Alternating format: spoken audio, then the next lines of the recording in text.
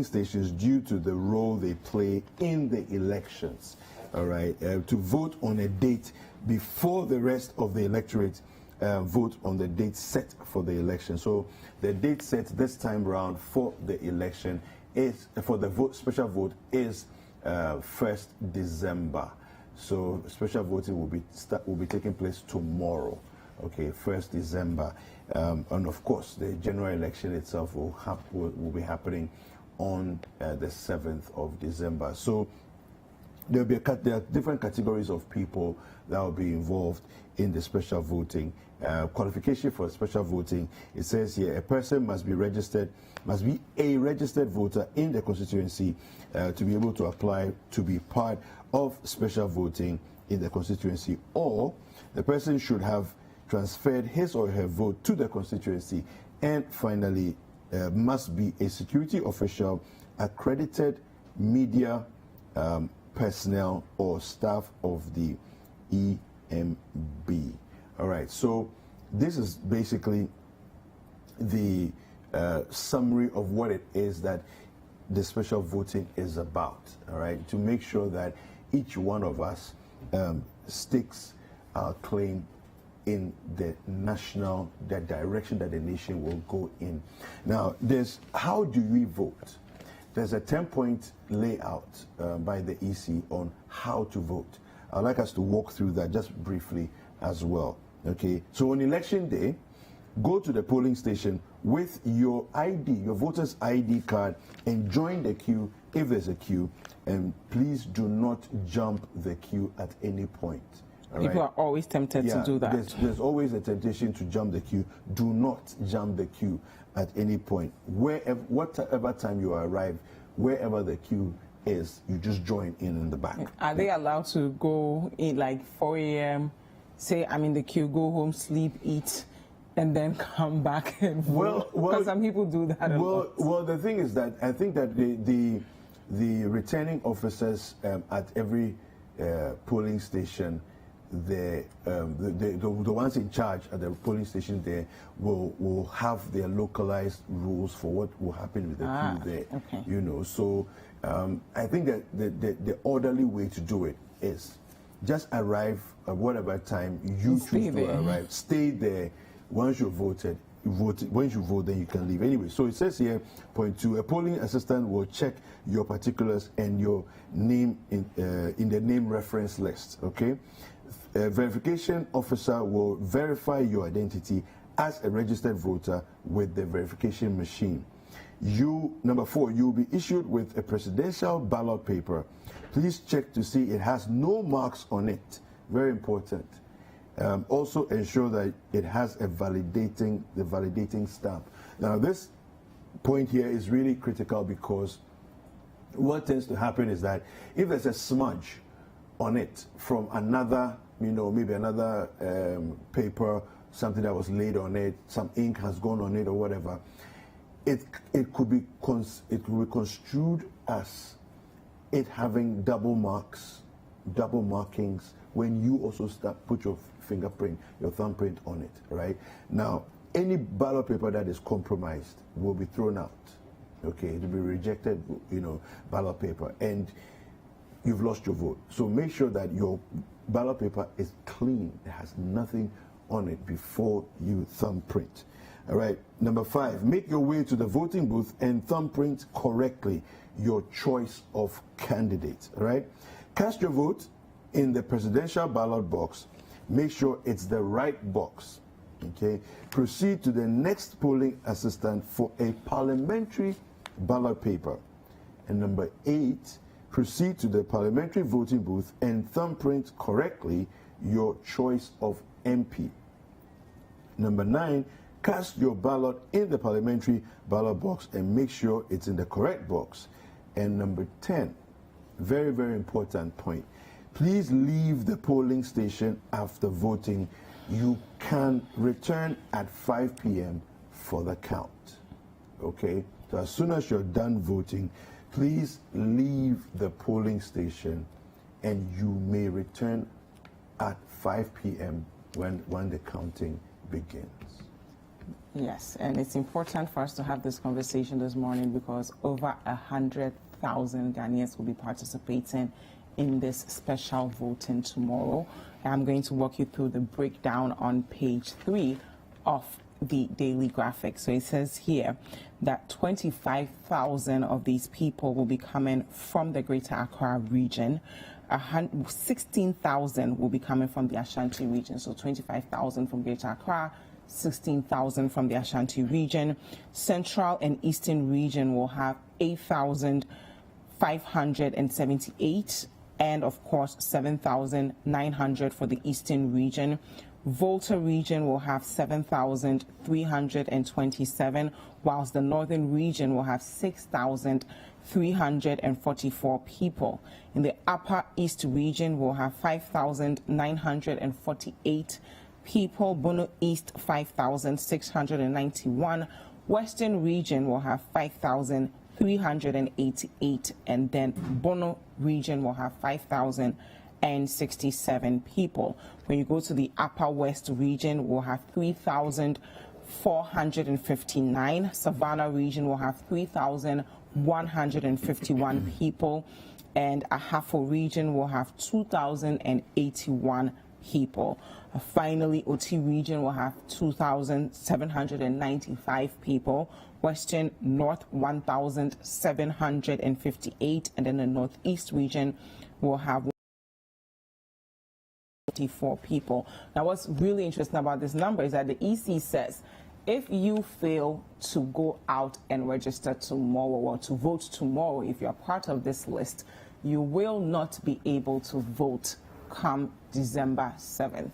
So if you're part of the special voters list, you have to go out and vote. You really do have to go out and vote. And I'm going to quote what the deputy chairman of the EC, Mr. Samuel Tete, says. He says, I want to tell all people on the special voting list, I want them to know that they need to go and vote on December 1st. That's tomorrow. If not, they will lose the opportunity to vote. This is because by law, their names will be put on the absent voters list. So if they go to their original polling station to vote on election day, they will not be able to do so. So all 109,000 Ghanaians who have registered to vote tomorrow, if you fail to go, don't see next week Monday as a second chance. You will not be allowed to go. And I think it's really important that they are reminding us of this, because some people will forget. Yeah. No, it's important. I think that we need to be respectful of ourselves, be respectful of the processes that we've agreed to. I think that if we understand that we are sanitizing the system to make sure that all of us play by the basic rules, you know, and these are rules that have been set in place. We've all agreed to it. We need to make sure that. How do you forget that you're a special voter? You get my point? How do you forget that you're a special voter, right? So you're special. Goodness, you shouldn't forget, right? So make sure you go out there, vote today. Vote tomorrow. You're not going to get the opportunity on December 7th to do it because you are not on a different list. Okay, I think that's very important. The EC also put some information here on the roles of a voter, the do's and don'ts. So I'll just quickly like to touch on that. Yep. Then we'll come back and continue talking about the special voting. So the do's, okay. Vote during election. Okay, vote only once in a particular election. You're not allowed to vote and go and join the queue again. All right. Keep your voters' ID cards safe. All right. Leave the polling station after casting your vote. Keep your secret. Be law-abiding at the polling station. Give other voters the chance to also vote. Encourage other voters to participate in elections. And then the don'ts: abstain from bribery. All right? Don't collect money don't let the influence of money affect your choice of, whatever it is you're going to do. Abstain from bribery. Bribery to do anything, all right, whether it's to go and kick a ballot box, go and steal a ballot box, go and vote, differently from what you're convicted to vote, it's not worth it, all right? Do not engage in multiple voting. Very, very important. Once you're done once, walk away, go home, go wherever else, but away from the polling station, and return at 5 p.m. or after 5 p.m. when the counting has begun. Avoid undue influence and avoid impersonation. Okay, you can't use somebody else's card to come and vote. All right, and you should not give out your card to somebody else to go and vote. If they don't have a voter's ID card, they've missed their chance. They have to wait till the next election or the next time the voters' registration opens up. Okay, it's very, very important for us to do this. But like we said, tomorrow is the special vote, and 109,000 people across the expanse of the country will be exercising their franchise because they are going to be a functional part of the election day, in terms of making sure that everything else works on election day. All right, so they will be going out to do their voting tomorrow, and it's very, very important that we understand that this is part of the process. Nobody is being given any special favor that they are going to go and vote ahead of you and then they'll come and vote again on December 7th. It's not going to happen. All right, so people are going to be in the media, covering the elections. They may not be able to get the opportunity to go out and vote on that day, and so security forces. Yes, security forces. Even people who are part of the election management system themselves, will also have the opportunity to do that. So it's very important that you exercise it. But the electoral officers will not be part of the special voters list, and the reason being is that at the time EC compiled the list, they had not yet recruited those officers. So I'm sure if you're an electoral officer, you know this already, that you are not part of the special voters list. You will be voting on the 7th, like most Ghanaians. One thing that we have to keep in mind is that we're still dealing with a pandemic. We still have coronavirus on our hands. And if there's anything we should learn from the registration exercise, a lot of Ghanaians threw caution to the wind. Yeah. Just because you are voting for someone does not mean that you now want to be reckless. We don't want to record more cases at all because some of us want to be reckless. We have to keep in mind our health care officials. Christmas will just be, 2 more weeks after we vote. Yeah. The best thing we can do for our doctors and nurses will ideally be that they get to spend Christmas with their family members instead of taking care of us because we were reckless. Yeah. And that on the 7th, each center will not have more than 750 people. Yeah. But tomorrow, some centers will actually have more than 1,000 people. So I'm going to walk our viewers through these centers. If you're going to go to these centers to vote, please, please, please exercise some caution. Put on your face mask. Yeah, have a hand sanitizer with you, because sometimes you see someone, maybe you respect them so much, you don't want to not shake their hand. The minute you're done, put on the hand sanitizer, you're good to go. So I'll walk us through, especially in the Greater Accra region, right? Yes. So I'll go through some of the centers. When you go to Dadekotopong, for instance, they will be allowing 3,749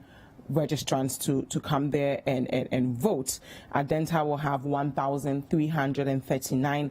Lejakuku will have 1,266, and Tema West will allow about 1,263 voters. When you go to Ayawaso West, Wagon will have 1,116 voters.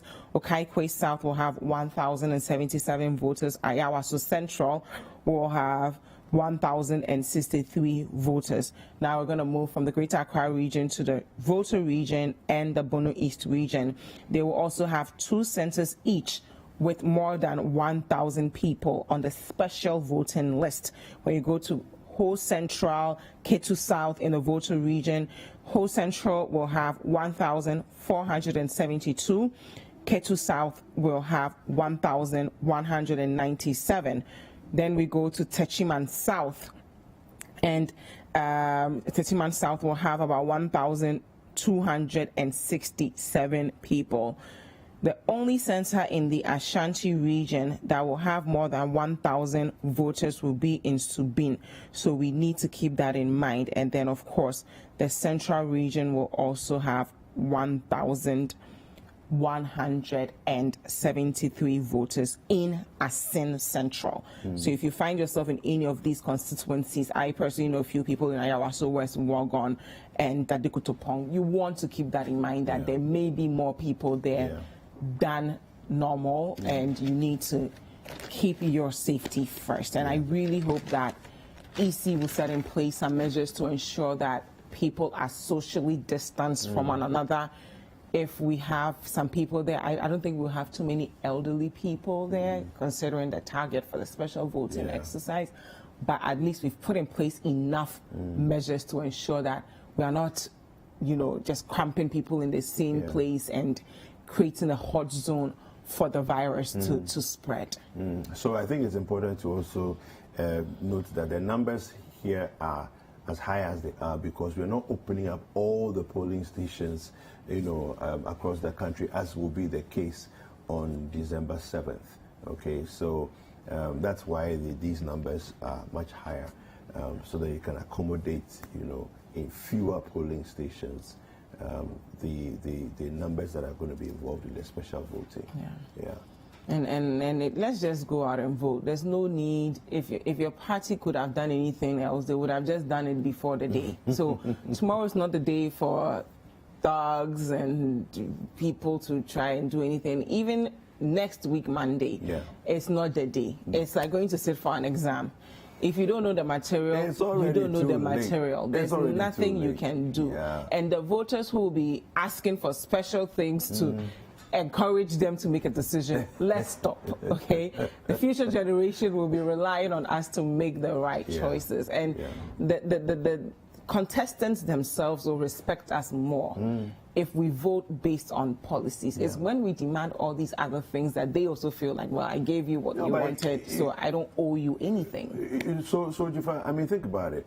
If you give me 25 cedis, 250 Ghana cedis, 2,000 cedis, that's what I'm worth. That's literally what I'm worth, right? But you have to ask yourself the question.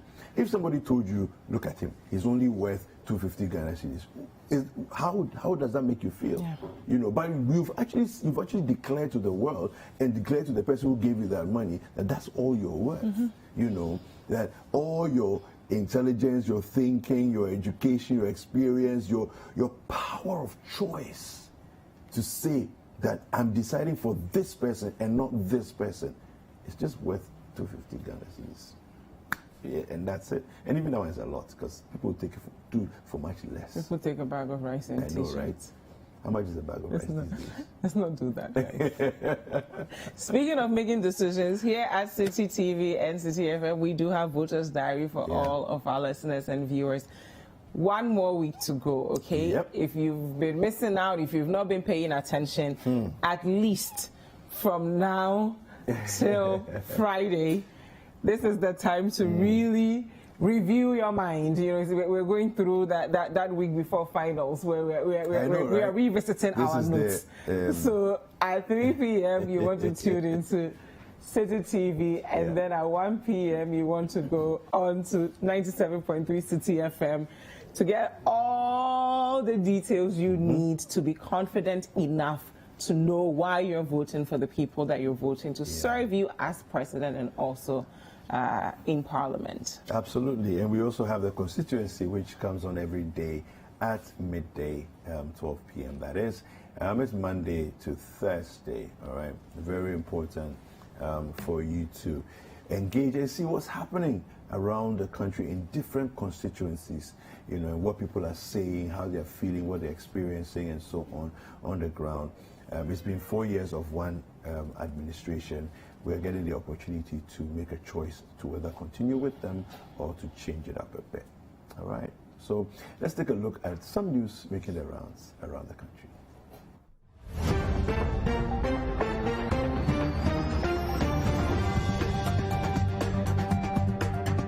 Good morning and welcome to News Roundup on Citi TV. From the Ashanti region, I am Hafiz Tijani. Coming up, the National Commission for Civic Education, NCCE, has stepped up advocacy in Zongo communities to get the youth to eschew acts of violence before, during, and after the December polls. The Commission wants the youth to hold politicians to account by asking them critical questions on development rather than allowing themselves to be used to foment trouble. A commission member of the NCCE, Hajara Mohammed, who spoke during the inauguration of the Asante Zongo Youth Union in Kumasi, bemoaned instances where Zongo youth are linked with crimes. She called for stakeholder collaboration to ensure that Zongo communities are not seen as recruitment grounds for persons who intend to foment trouble during elections.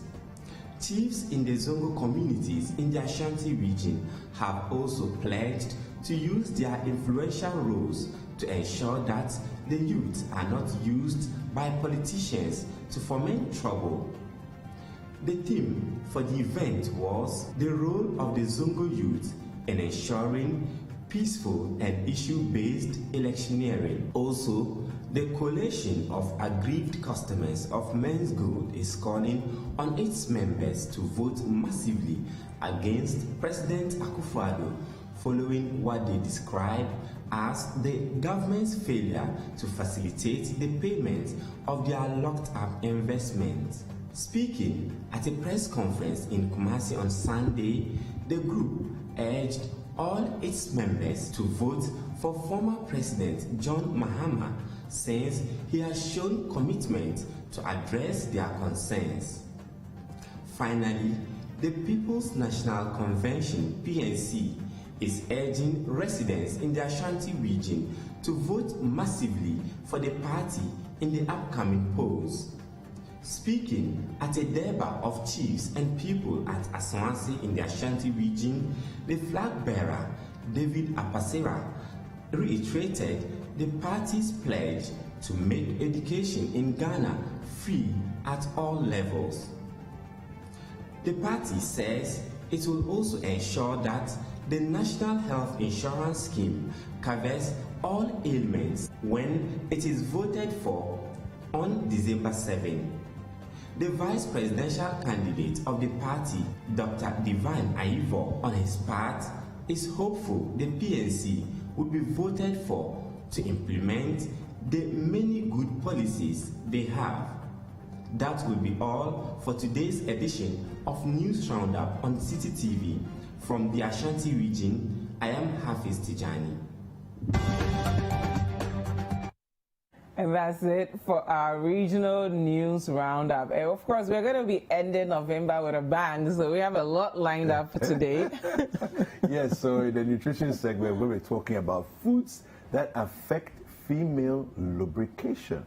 Very interesting topic. Richard Benson asked me, what's female lubrication? We'll find out. We'll find out. We'll find out. And we'll be cooking as well. The nutrition segment, we'll be making deviled eggs, cucumber boats, and tortilla wraps. So that's delicious. We're all looking forward to it. We're not eating all day because we know we're going to be enjoying some great meals. Thank you guys so much for staying. My name is Dziffa, Akua, Ametam. And I'm David Kripke. News reviews next. Don't go anywhere. We'll be right back.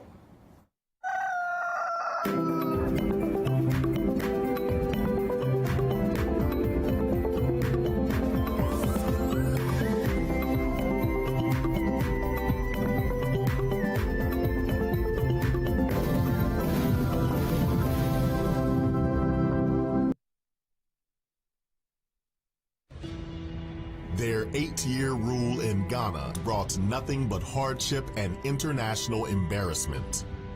Of particular significance will be the enhanced powers of the airport. I'm missing some pages here. What about you, Mr. President? Have you been offered a bribe before? You mean as president? As John Mahama. As a human being? As a person. Any human being in the world would have encountered, corruption in a way, one way or the other. What are you going to do about this astonishing rate of inflation? You're hitting 15%. People are suffering in very tangible ways. We've seen scenes in Accra that we don't usually associate with Ghana at all. Ghana, poster boy of the African continent, economy was booming. Where did it all go wrong? And, with all due respect to you, on your watch? Well, I don't know how to put it. I don't know how to put it. This is incompetence, clueless, embarrassing Ghana, embarrassing you. Don't let us go back. Let's protect the progress we are making this December. Vote the NPP to continue with the leadership of service. There is no promise we cannot keep. There is no commitment we cannot honor. There is no delivery we cannot guarantee. There is only one Bethel Logistics Company Limited, a licensed international freight forwarding and clearing agent, a trusted global brand with an extensive network for the movement of air freight and ocean freight worldwide. We are the trusted name for road freight into Western and Northern Africa. We are fully accredited by Ghana Customs and Excise.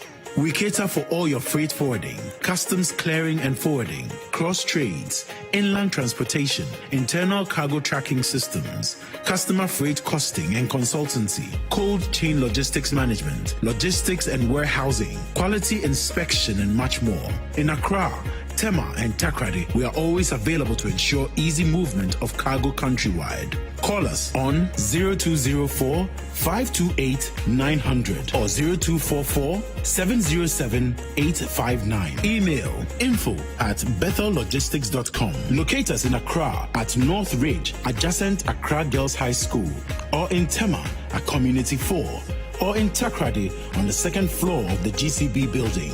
Website bethellogistics.com. Bethelog, experts in shipping logistics.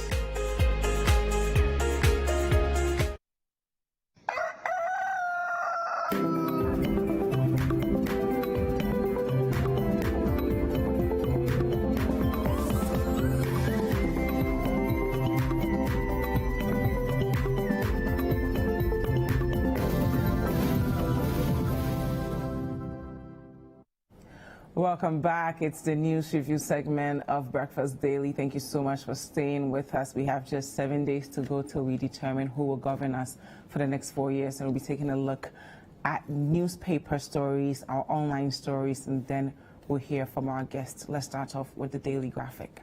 On the front page of the Daily Graphic, we have prioritized national interest in election reportage. That's coming from Professor Kari, and he's urging the media, and that story is on page 13.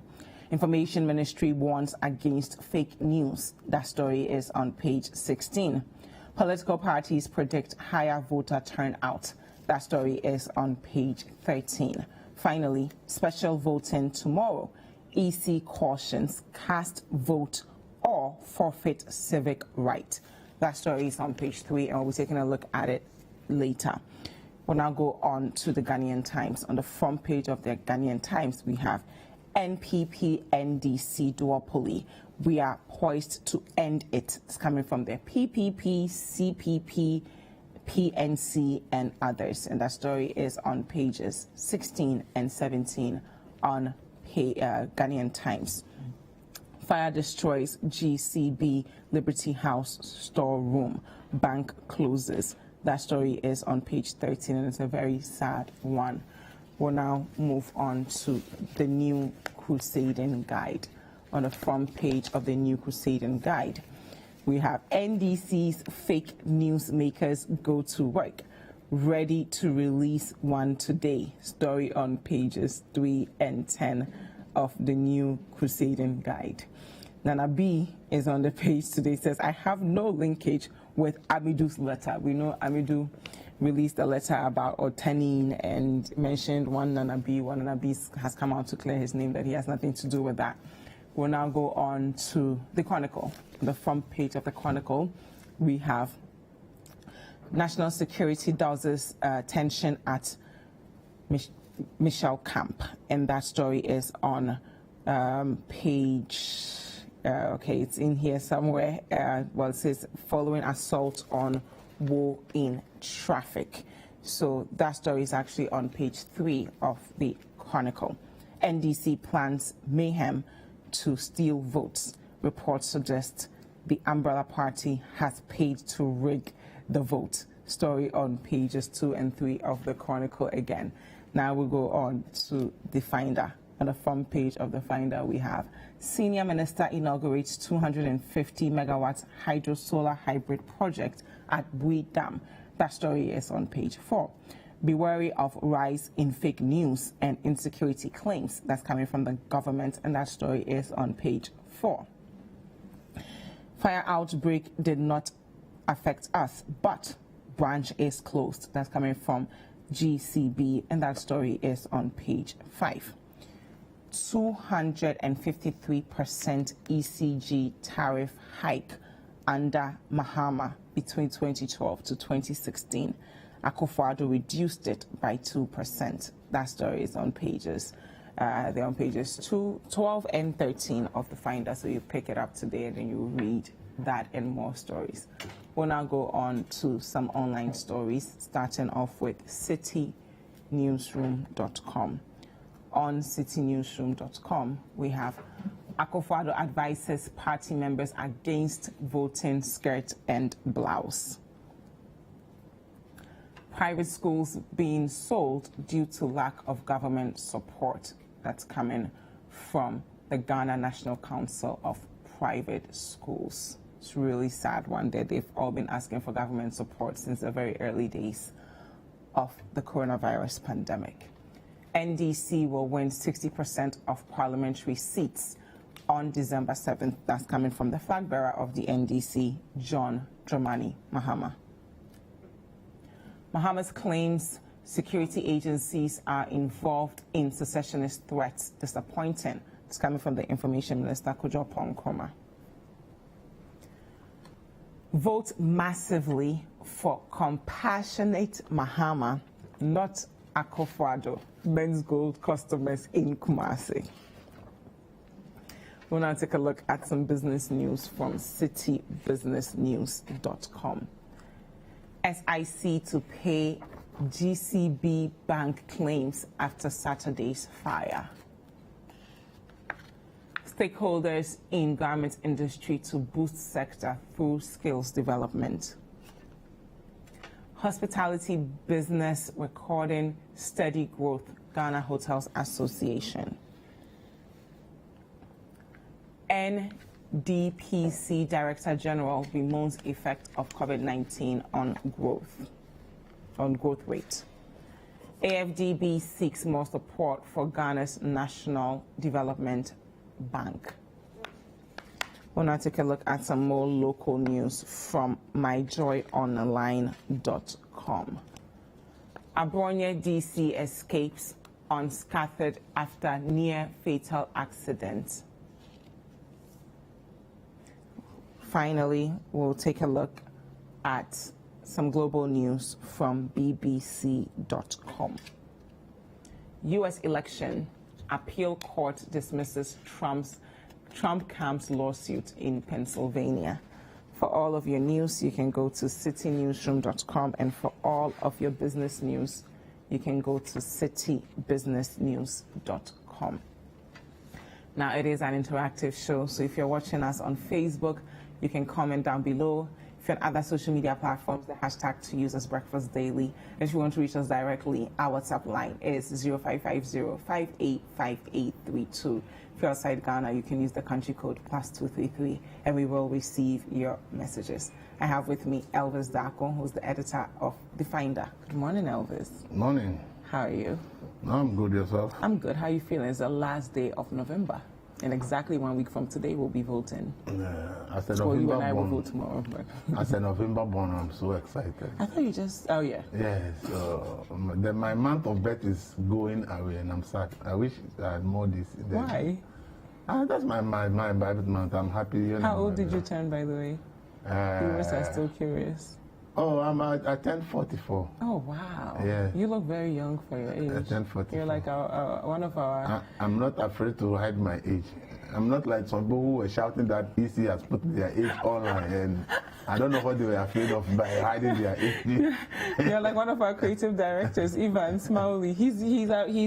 He looks like he's 22. Yeah. So what are you afraid of? Or you use different, unless you use different dates in your documentation, so you thought you'd be exposed. Maybe they used a different age to get their jobs or something. Some girl who told a man that you were 30, 25 when you are 30. Oh, don't use that joke. But it is true, but it's not true. Thank you, Elvis. So what are you afraid of when your age It's is okay. It's okay. I still have with me Kwame Janswa, who's a lawyer and the former vice chair of PIAC.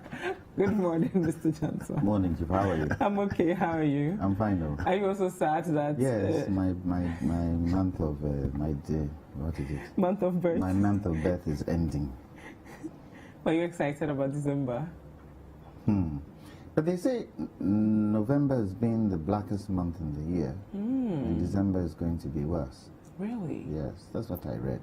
Wow. How black in what sense? Regarding the pandemic, regarding the number of deaths in the country, going into 2021, the kind of challenges we're going to face.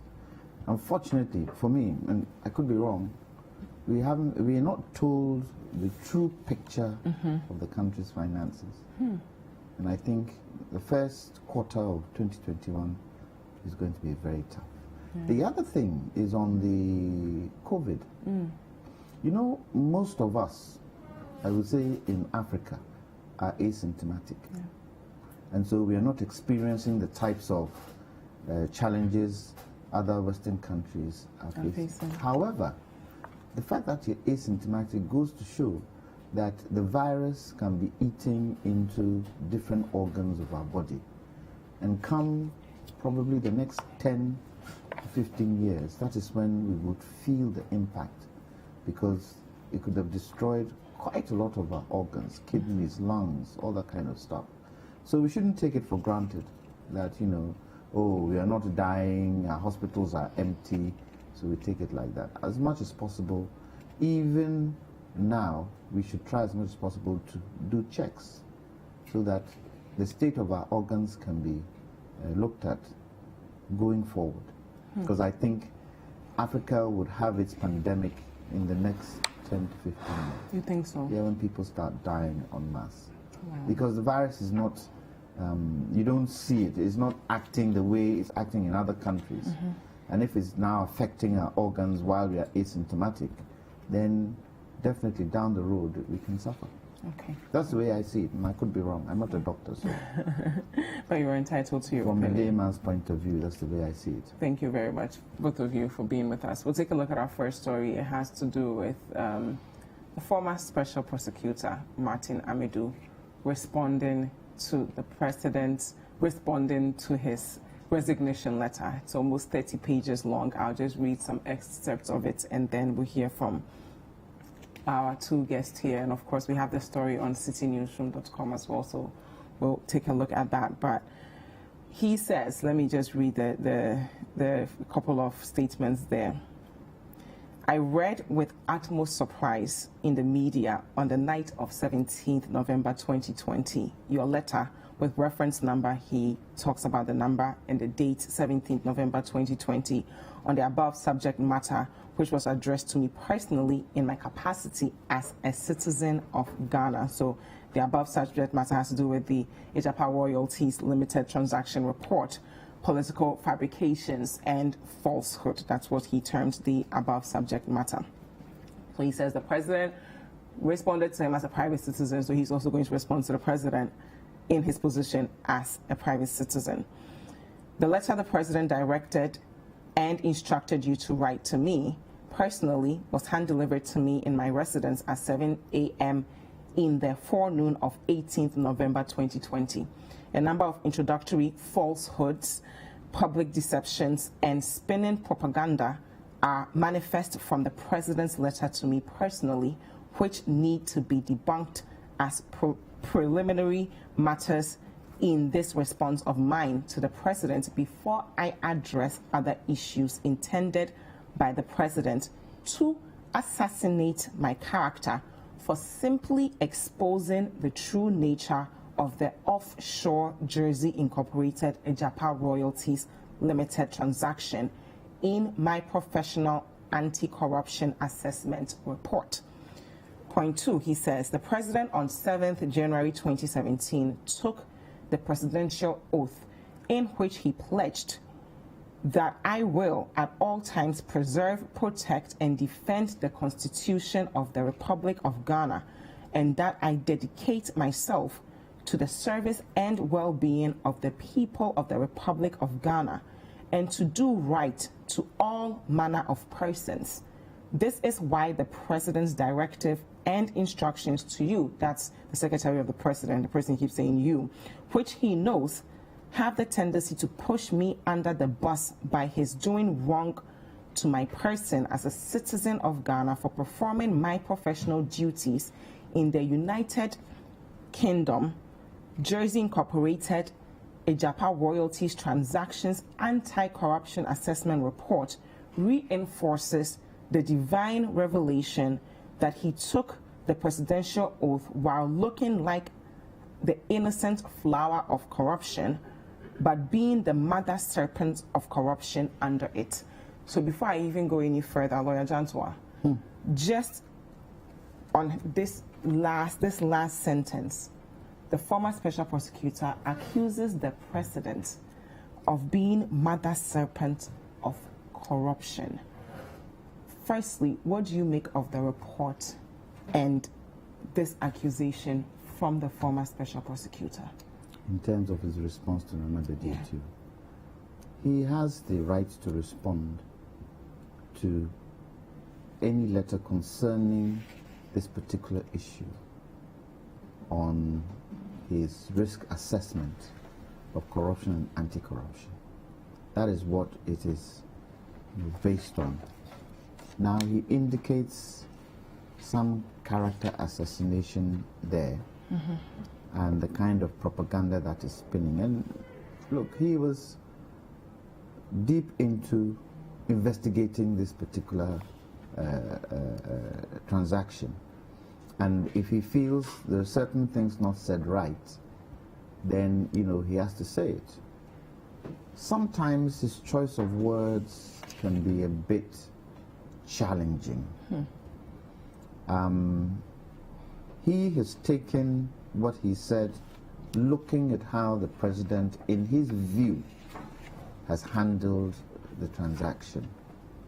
In terms of when he says, the president says he should hang on for a week, he should interview, has he interviewed the Minister of Finance and all those who were part and parcel of it, with his intention being that the document he sent to the president was just to brief him of work he's done so far. And he probably didn't expect the president to comment on some of the areas he has highlighted with regards to wait for a week and all that. And based on that, he feels he's trying to absolve his relative being the Minister of Finance. This is his view.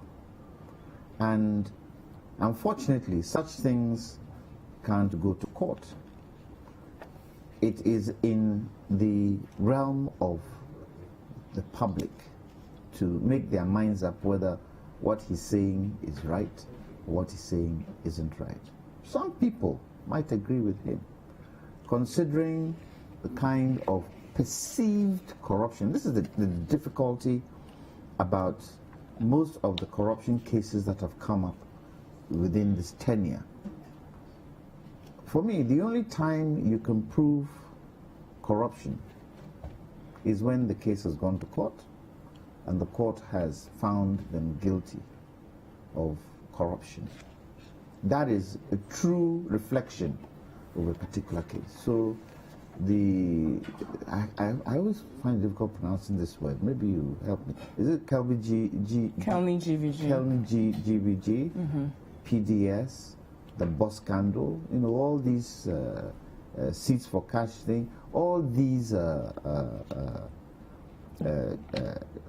perceived corruption. Some people would take it as, yes, it's corrupt.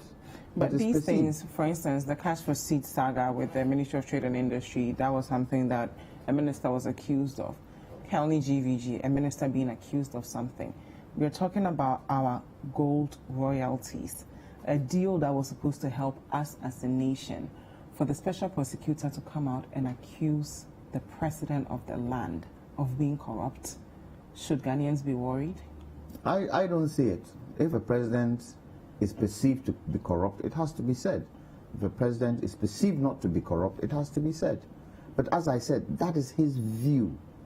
Everybody would be able to decide whether what he's saying is right or wrong. And when you go out into the public, some will say what he's saying is right, some will say what he's saying isn't right. But for me, you have to test it in the court of law. For me, that is the ultimate. Yes, the perception, and they say perception is 95% of the story. But sometimes the perception can be wrong. Sometimes you don't have the right attributes to come to that conclusion. But you see, with him, he has handled this case. He sees it in a different light, and he's taking everything with the fine-tooth comb to be able to indicate his point of view. And if he feels the president seems or can be classed as being corrupt with this, that is his view. It's not everybody's view, but that is his view.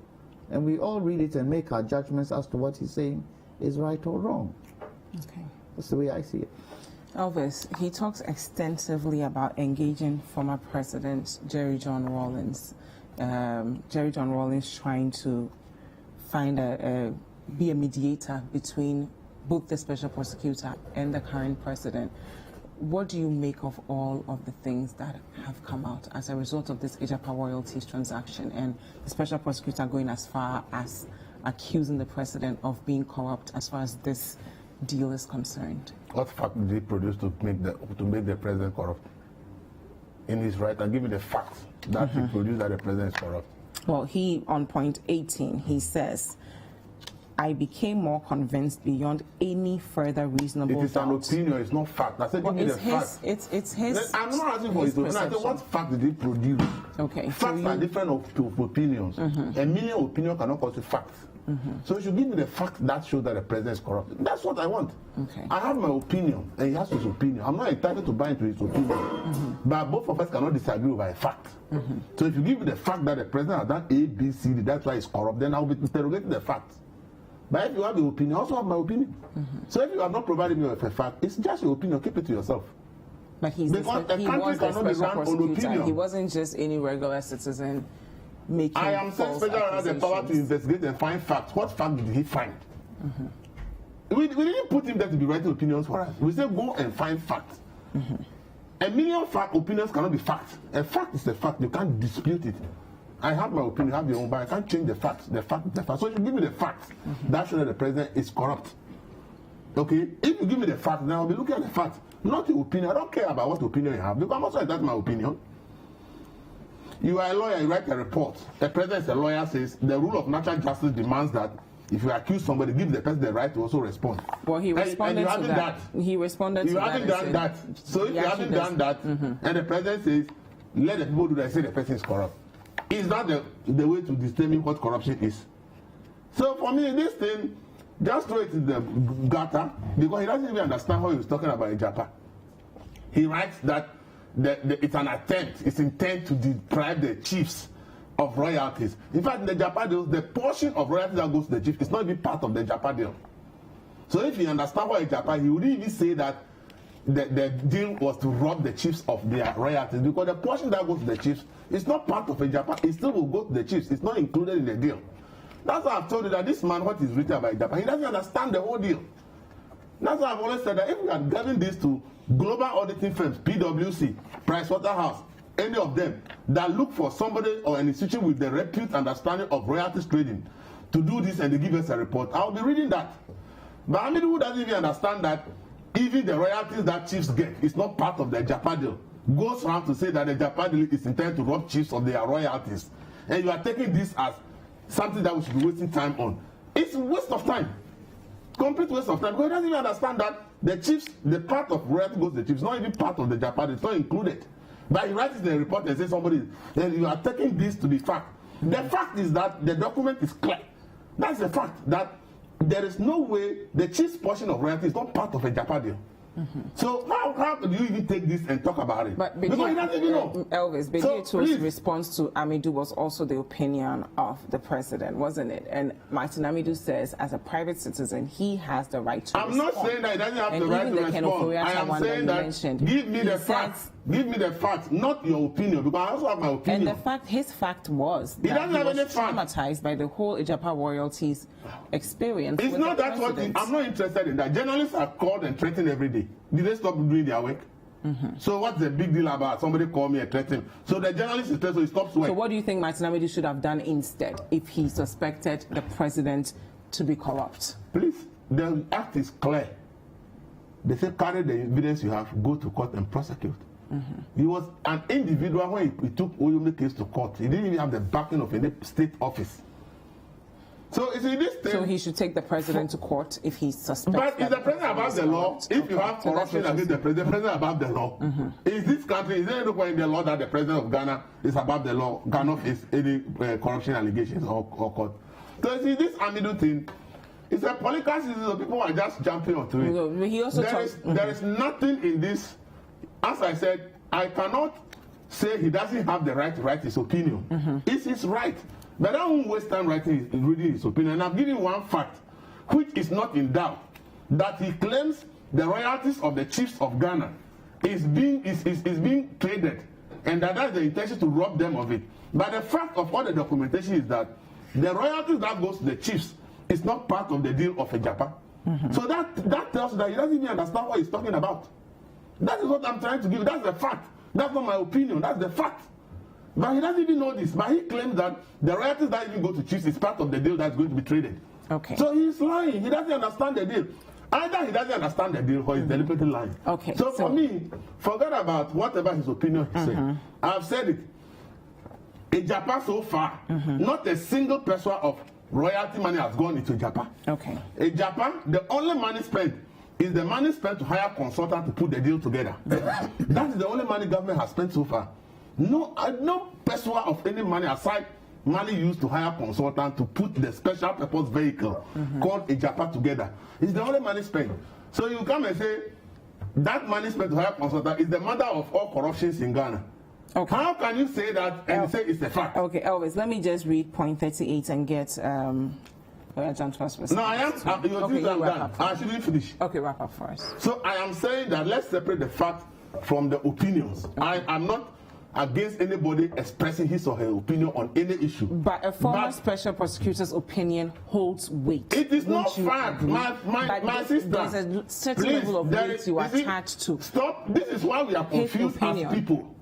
If somebody is lying because he wants a position, it's because of the way he wants to accept it. He was the special prosecutor. I am giving you fact that the person lied by saying that appointed him because of his work with fighting corruption in this country. I'm giving you a fact that in the Agyapa deal, if you read the deal, the portion of royalties that goes to chiefs is not part of the deal. And I'm also but the man is saying in his report that is also part of the royalty to be traded. So he lied because of that. And you are telling me that because he's a special prosecutor, and he says we should accept it. So are you saying because of this one lie, we should rubbish the almost 30-page report that he's issued? Why should I accept somebody's opinion? Okay. As I said, he's entitled to his opinion, I'm entitled to my opinion. Okay. I can't fault him for writing his opinion. But I'm not under any obligation to agree with him. That's fine. So if I don't agree with him, it is been, but I will only agree with facts. Okay. When the facts are there, if Amidu has produced facts that because of A, B, C, D, it is senseless to tell me that because a company is registered in a tax haven, it means that it is amount to corruption. Okay. Talo is the company that is exploiting our oil in Ghana. Talo is a Jersey registered company.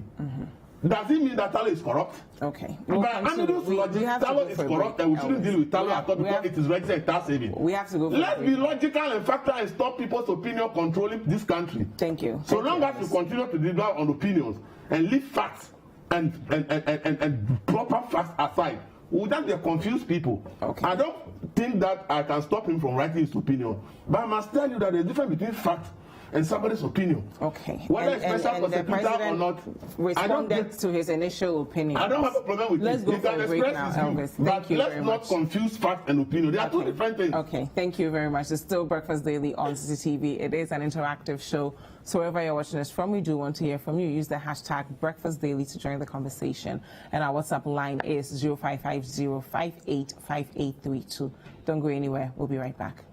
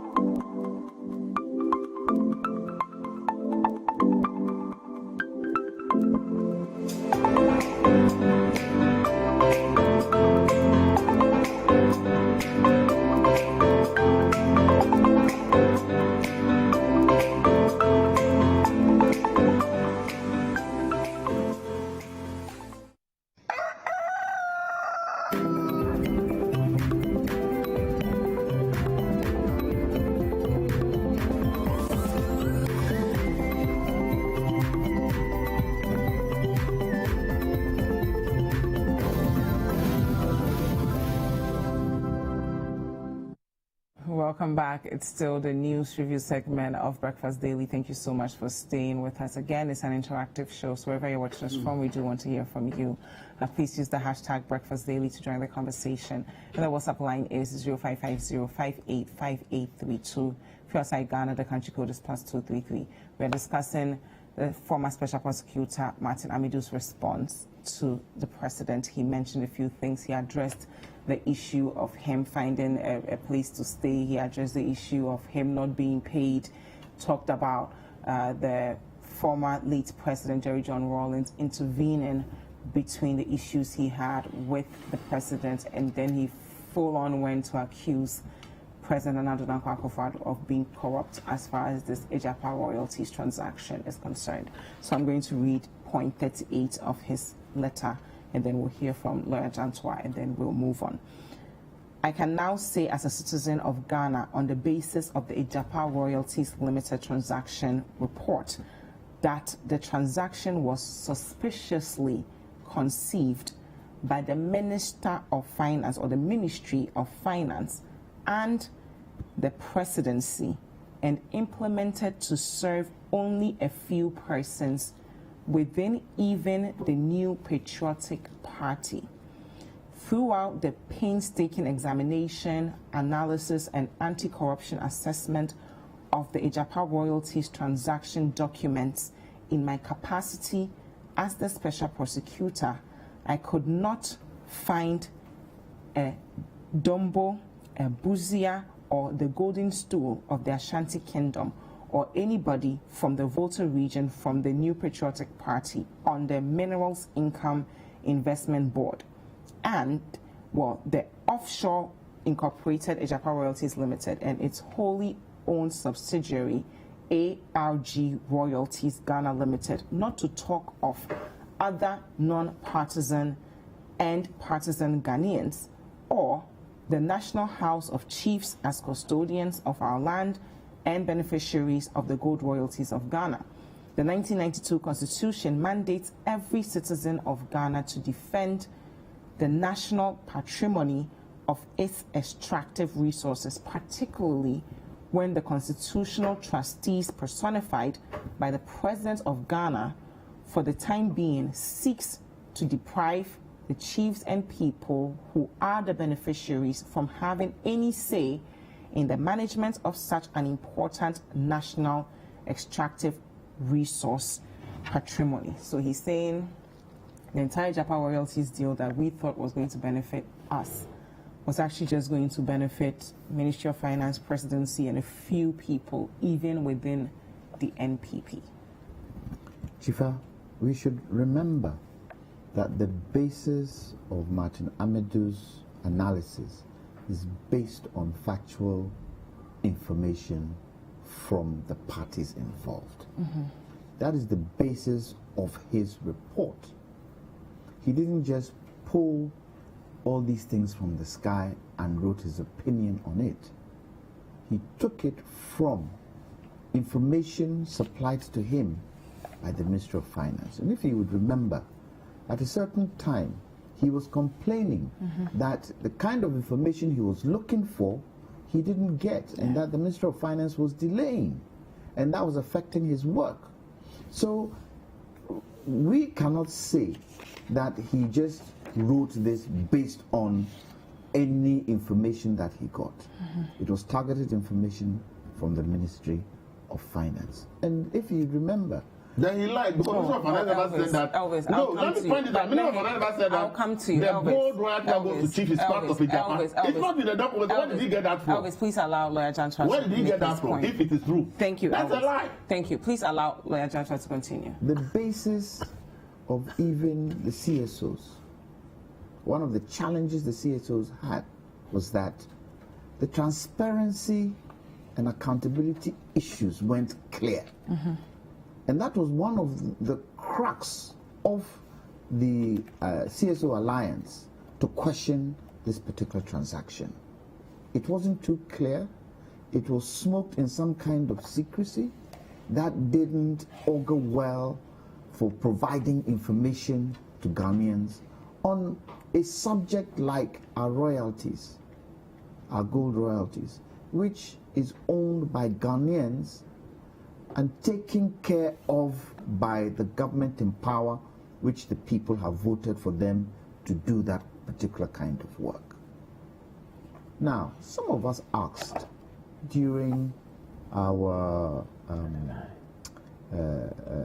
interaction with the Minister of Finance, why is it that from the word go, we didn't handle this thing like we handled the Revenue Management Act, where we brought all stakeholders to discuss how we should spend oil monies coming from the oil find? Why was it that CSOs weren't involved? The chiefs that we're talking about weren't involved. Other institutions like the Bar Association and all these people weren't involved, because with the Revenue Management Act, all these people and Ghanaians, we went through the country to interview even school children as to what they felt and how they felt the oil revenues should be spent. Nothing like that happened in this situation. The beneficiary ownership issues with regards to Agyapa wasn't spelled out too clearly for people to understand. So when we met the Minister of Finance, all we were saying is that open this thing up for all of us to understand. We are not pointing a finger to say that at that particular moment in time it was a bad transaction, but from the way it was being handled, the process in which it was being handled, it looked a bit cagey. Open it up. Now, for me, Dziffa, when Martin Amidu sent the report to the president, what was the intention behind sending that report? Was he sending the report just to brief the president? Did he expect the president to comment? Well, he said it was just courtesy. It's not like he was asking for his opinion. If he expected the president to comment, was that comment supposed to be between he and the president alone, or was the president to go a step further to try and implement his comments? From where I sit, as a special prosecutor and as someone who the president puts in place, that conversation is not too clear as to whether the document that he gave to him was just a brief and whether the president was supposed to comment on. From my lenses, I would have expected that the president just comments or takes it as a brief, because the major question that perhaps the president should have asked, and maybe he did or he did not ask, I was not there, but this is the way I see it. The one major questions he probably should have asked Martin Amidu after reading it: Mr. Special Prosecutor, are you going to investigate your findings? And depending on the answer to what Martin Amidu gave, then he can decide and advise him. If the answer was yes, as he stated, that I'm going to investigate, then I don't think the president should have even said a word about it. Okay. Because it's a process he's going through. And to show respect to the president, I have finished the work and I'm bringing it to you for you to read as to where I am at this material moment in time with this and the possibilities and implications of my report. Remember, it is a anti-corruption and corruption assessment. So, are we saying that if, say, the cocoa deals we do, anti-corruption assessment is made, and we see that the people in Cocoa Board are directing the deal into a certain area, could we not charge them for corruption? Just the intention of it. Corruption is so fine an act that it's the kind of thing that if you smell it, you've got to deal with it. Well, we also know that in the president's response, he said that he was given the accused persons a chance to also come and say their side of the story. Mr. Amidu responded to that on point 26 and said that when Transparency International and other anti-corruption organizations do a risk assessment, a corruption risk assessment, they don't come out to engage us or the people accused. So why was the president expecting him to also do that? The question is, how did the president ask him that question? And I alluded to the fact.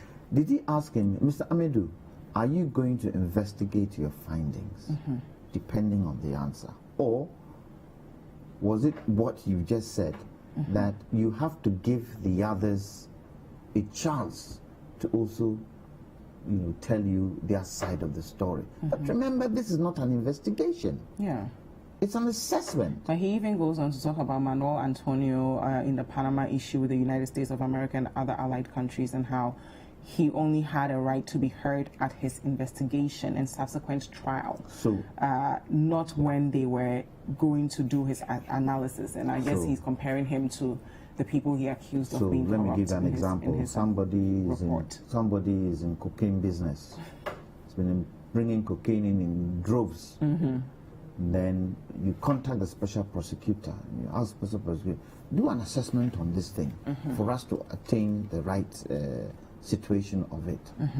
Do you expect the special prosecutor to call the people he suspects to interview them? Is that any different from someone trying to steal our natural resources? Well, it's an assessment. Is there anything different between cocaine and he's going to investigate it. Okay. It's got to do with money. He's going to investigate it. Okay. So he's saying that, let me do this. So based on my assessment, then we'll do the investigation. Okay. Thank you very much. We'll move on to our next topic now. I've received some of the messages. My producers said, you will speak on the next comment. You are not being fair. Oh, Elvis, you speak on the next comment. You won't give me the chance. Why? Okay, go ahead. We need to move on. That's why. No, but the issue comes, let's discuss it. We shouldn't rush in the issue. Okay, go ahead. Okay? Go ahead, Elvis. Go ahead. All that he wrote there is trash. Because number one. So that's your response. Yeah, number one, he claims that the chiefs are not be consulted. You've said that already. No, that's what he claims. That's what you have read. He's a warrant for the chiefs. Okay, but you said that already. When we were going for 3 billion, and at most we're going for loan from China, the 3 billion loan. Do you know what we used as collateral? Part of our oil. Did we consult the chiefs in the Western region or any chief in Ghana or the people He talks about the mineral management revenue, whatever, how the money should be used. I want to know from you, when the time government decided they were going to collateralize part of the oil for the loan from China, did government consult them? Did the government consult CSO on all that? So let's stop this facade of thing as if say everything government is doing. You have to consult some people before it is done. But this is when the money is on the oil is for Ghanaians. I have to wrap I want to know if the oil is for Ghanaians. No, don't go there. Is the oil for Ghanaians? Yes. If the oil is for Ghanaians and the government used to collateralize a loan, but was that supposed to benefit all of Ghanaians, or according to the special allegations, very few? So as for you, what about the special prosecutor is the fact? We're just so what are you analyzing talking about? what he's saying. I'm telling you that his opinion. Allow me to also speak my opinion. Okay, thank you, Elvis. So you cannot tell me that because a chief, National House of Chiefs, or somebody is not consulted, it means it was done to favor some people. Sentences out of the 27-page report. This is not a logical thing to do. You can't use these 3 sentences for every single point in his report. Please. You can't use the chiefs as a response to everything he brought up. No, he mentioned chiefs. He mentioned civil society. I'm talking about civil society. And I asked Lawyer Jantua. Yes. He talked about mineral management revenue, how it was done. But the chiefs were literally just 3 sentences. And I asked I'm talking about civil society. When government wanted to use the oil for collateral for the 3 billion loan from China, he should give me evidence of civil society being consulted that government want to use part of the oil as collateral for loan for come and give us approval before we go and do it. Thank you very much. He should give me evidence. Thank you. So let's stop this. Thank you. This opaque way of thinking there. If everything government has to done to be the if Minister of Finance do a deal, that is the business why it's there as a ministry. Anything that is done needs to go. The interest of a few. It needs to go through cabinet. What is the proof? What proof did he give? Give me the proof he gave. But that's his opinion. No, I'm asking you what public interest. You can appoint. Before you are creating a problem, I told a separate facts of opinion. If you say something was done to benefit some people, because some people were not included, if you give me the votarians and the accounts who were involved in the decision to use our oil to collateral for 3 billion loan for China.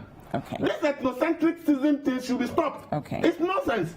Thank you. If you give me the airways accounts and the which people who were consulted before, the oil which belongs to all of us was used for a loan to go for a loan from China. If you give me the records, what kind of thinking is this? Please. I said he's a person he's supposed to be. That idea that because he's a special prosecutor, his opinion to hold water. Because he's Martin and someone who has been fighting corruption for a very long time. His opinion cannot be the one that should take. It should give us the facts. I found that the Minister of Finance has done this. I found that this person is owning these shares. Who owns shares in Agyapa? Thank you, Elvis. We have to move on. We do have to move on now. I've given you a chance to respond. Which private individual? Don't tell me that. Which private individual owns shares in Agyapa? Mention one. How many other percent of shares Minister of Finance owns in Agyapa? Can for that and the shares for Agyapa you're saying? Tell me, give me the percentage of shares. For you to tell me that it was done to benefit Furiata or anybody. Provide evidence that Furiata owns 20% shares in Agyapa, so it's supposed to benefit him. A company that 100% owned by government is not even listed yet.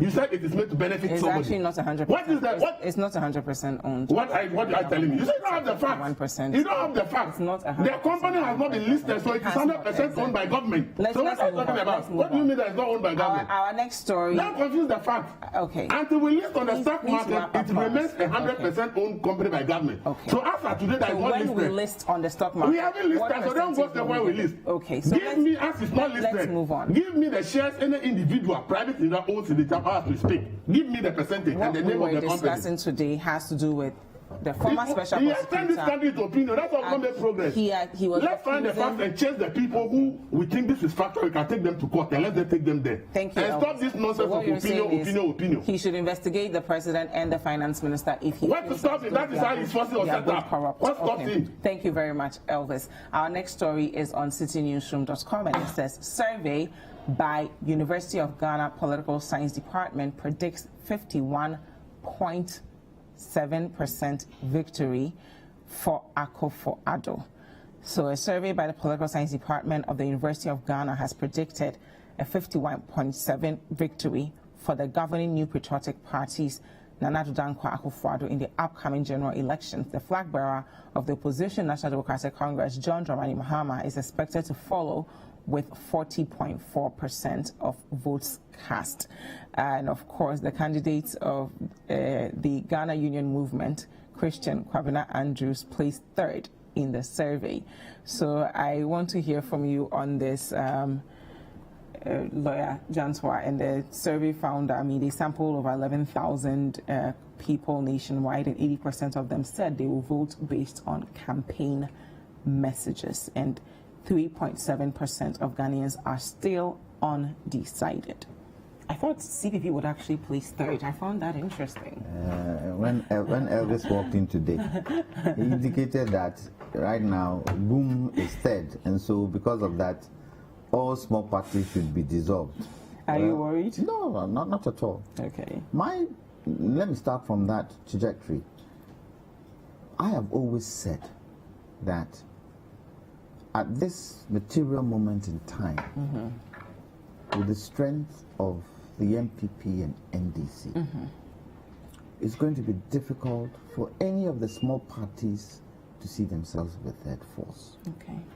Some of the reasons has got to do with the financial capacity that is required to put these parties on the same trajectory as the MPP and NDC.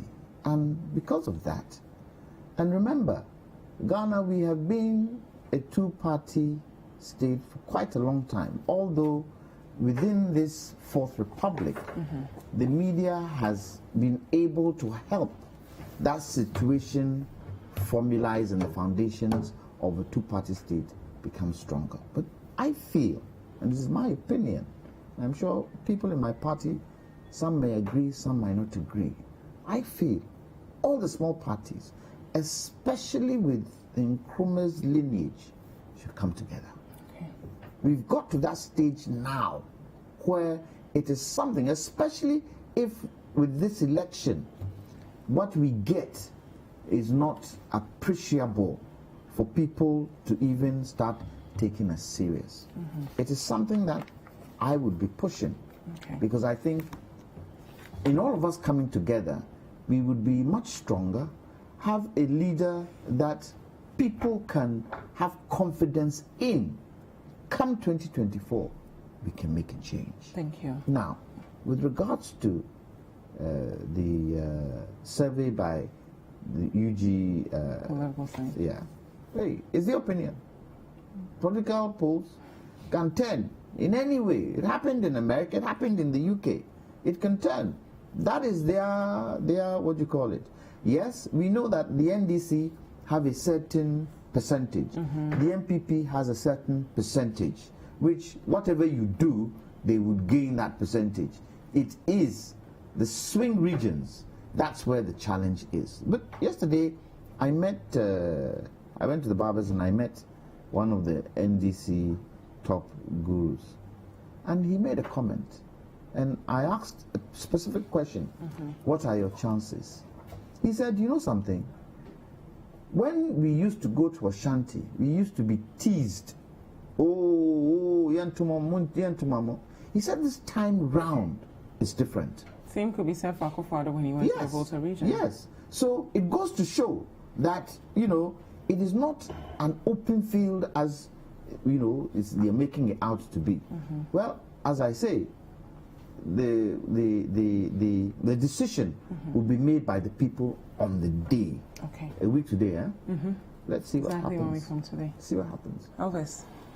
Oh, the main poll is on December 7th. That is the main poll. As for this one's on the academic exercise. No, but they could yeah, predict what can happen. So, but for me, the main from the general population. the main poll is December 7th. And for me, that is where they should be focused. So they should continue to go to the people and convince them why they should be voted for. Okay. But for me, if you come and do poll, I can lie to you. But in my head, I know what I'm going to do on the day. Okay. So the main poll is the day. But I think generally polls, especially from like CDD, have in the past shown that most of the times their projections happen. And for me, my focus is not even about the percentage on which you win, but the key thing I look for is how people rate the messages of the parties. Okay. For me, the ratings they give that we think this person's manifesto is doable.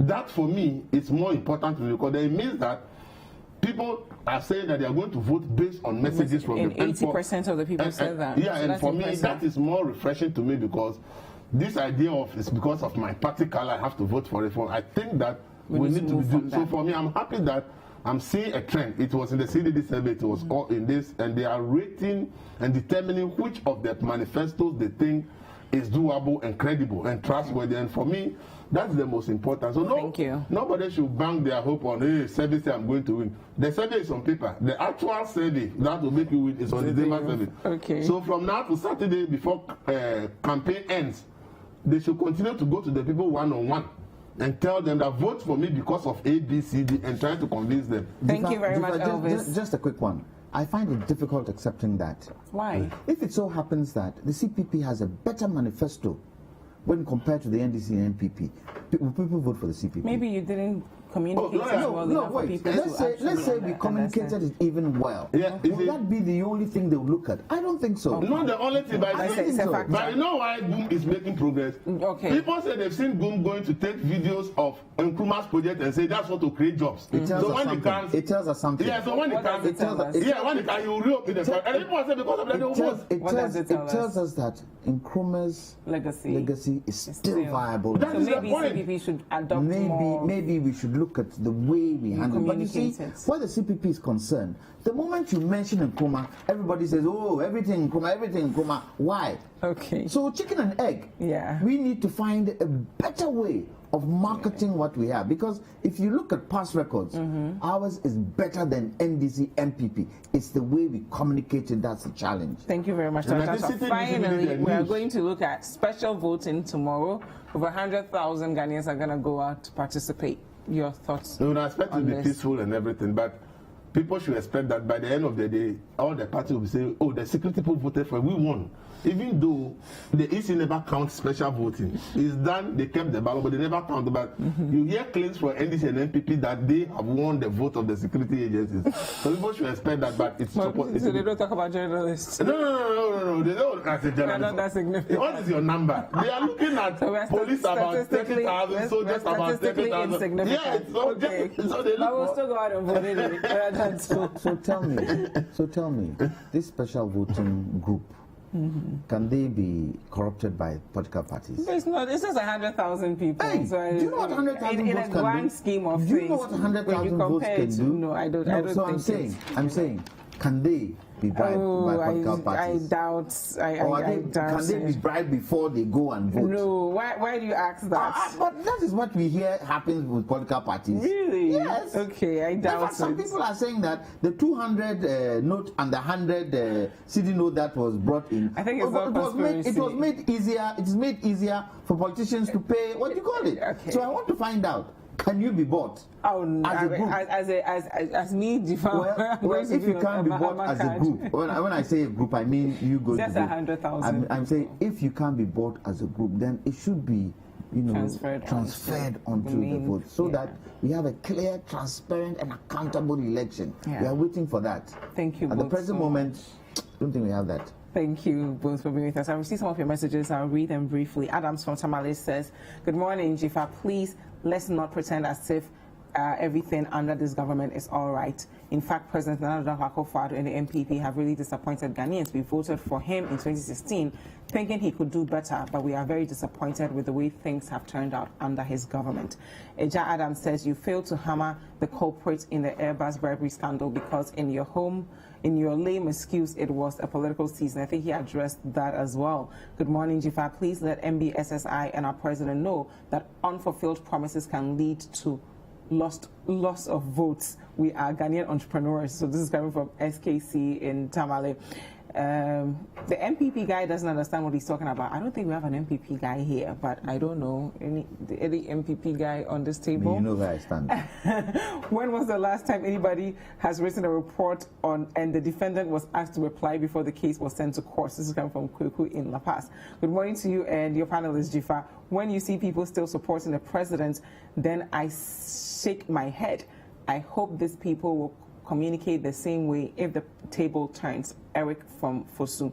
AU Farouk from Tamale North. Good morning, Dziffa. Ghanaians should vote for John Mahama for the MPP simply because the NDC is the political party that prosecute its own appointees.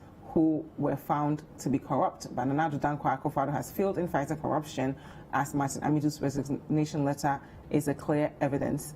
Please, Dziffa, I am a usual listener to your show, but today I'm out. I want to ask your president, Nana Addo Akufo-Addo, on the president host on the show program. Okay, I don't know. Okay, I will take a look at this as well. Finally, please tell Elvis to be objective and stop defending the president without facts. Martin Amidu worked closely with the president and knows much about what he's saying. Martin Amidu has said what he has observed and noticed about the president, period. This is coming from Pascal from Winneba. Good morning, Dziffa. Please tell Elvis that no amount of words can convince Ghanaians now. Wow, a lot of messages for you, Elvis. Good morning. I agree 100% with Lawyer Jantua's approach to this matter. Martin Amidu is a lawyer and he is speaking with facts. The president tell Elvis he doesn't know law. Not defending NPP always. Thank you guys so much for your messages. Thank you, Lawyer Jantua, and thank you, Elvis, for being here. Up next, Akua just to accuse people of wrongdoing so that they'll come and defend themselves. They don't know how it is. Talking to us about female Dziffa has stolen 10 million from Citi TV. What did you just say? To help with lubricating. Dziffa stole $1 million from Citi TV and put it on the front page. I'm sure it's a topic you might be interested in. Elvis, you want to hear what she's saying? He said she's doing what? We'll talk about meals to eat to help with your lubrication as a woman. Please. So I'm sure both of you will be watching. No. Don't go anywhere. We'll be right back.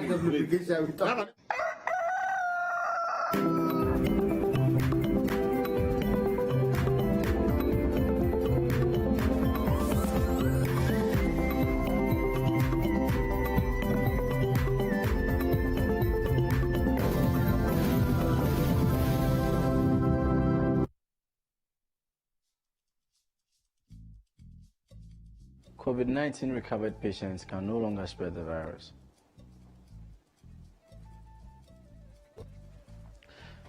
Let's show solidarity to recovered and coronavirus patients. No stigmatization.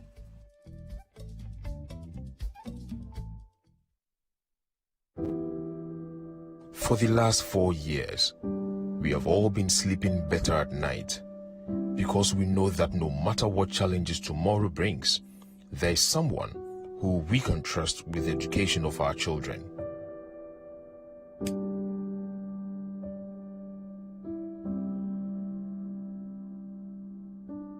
Someone we can trust to make sure we will still have jobs to go to in the morning. Because we know that no matter what challenges tomorrow brings, there is someone in charge who we can trust. Someone we can trust to protect us from COVID-19 and bring us to safety. One person who stays up to make sure we all can sleep tight. On December 7th, you have the power to give 4 more for Nana to do more for you.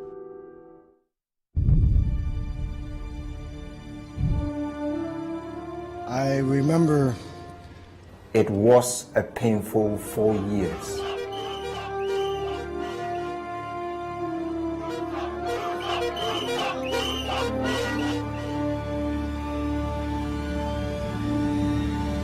If somebody fools you the first time, you're not a fool because you didn't know. Do you remember?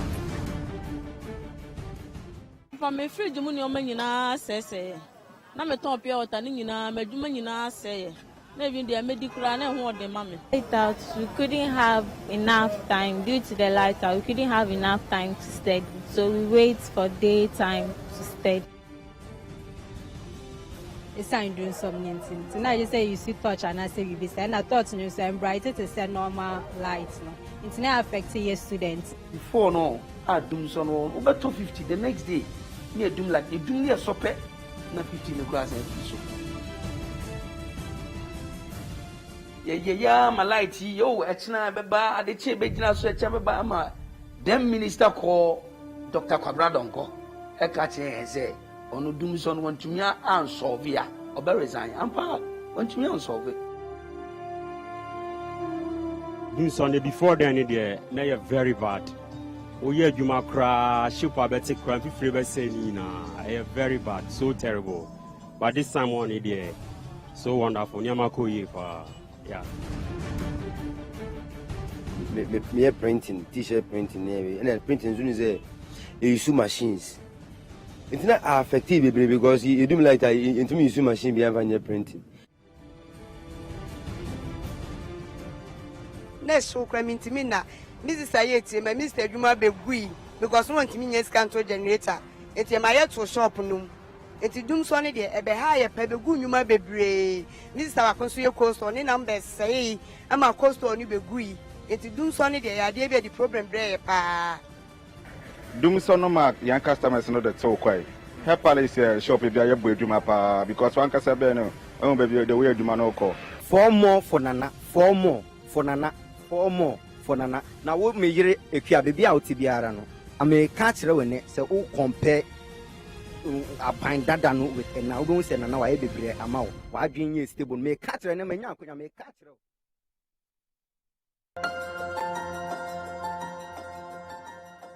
Nyai koje Georgina Savani, meto pando fesi, yakemele sovie le galito.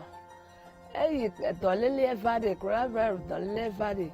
En amia fo do me kale eji yo do la me lio nu ple la cho me ton kale vava ka ke me seve government be ne ya pere mi awun ne do na ni kaiji ta je me nra nko ma di tonye va ta me yo to me va no no mo kwa me sa me to ava ta akpe na ji bibele do ji lo. Through the Campus Initiative, we have dispersed funds to beneficiaries across the nation. Several local businesses have seen the impact of our work, and we will continue to give more of them hope amidst this global pandemic era that has negatively impacted all of us. NBSSI, a new era for MSMEs. Come this December 7, 2020, every Ghanaian, I mean every registered voter across the country, needs to vote. To vote. To vote, to vote. No matter which part of the country you live, work or come from, you need to vote. Vote if you are a registered voter. Vote to choose a president and a parliamentarian. Please, please, please. It's your civic responsibility to vote. Vote. Vote. Let your voice be heard. Let your thumb do the magic. Vote your choice.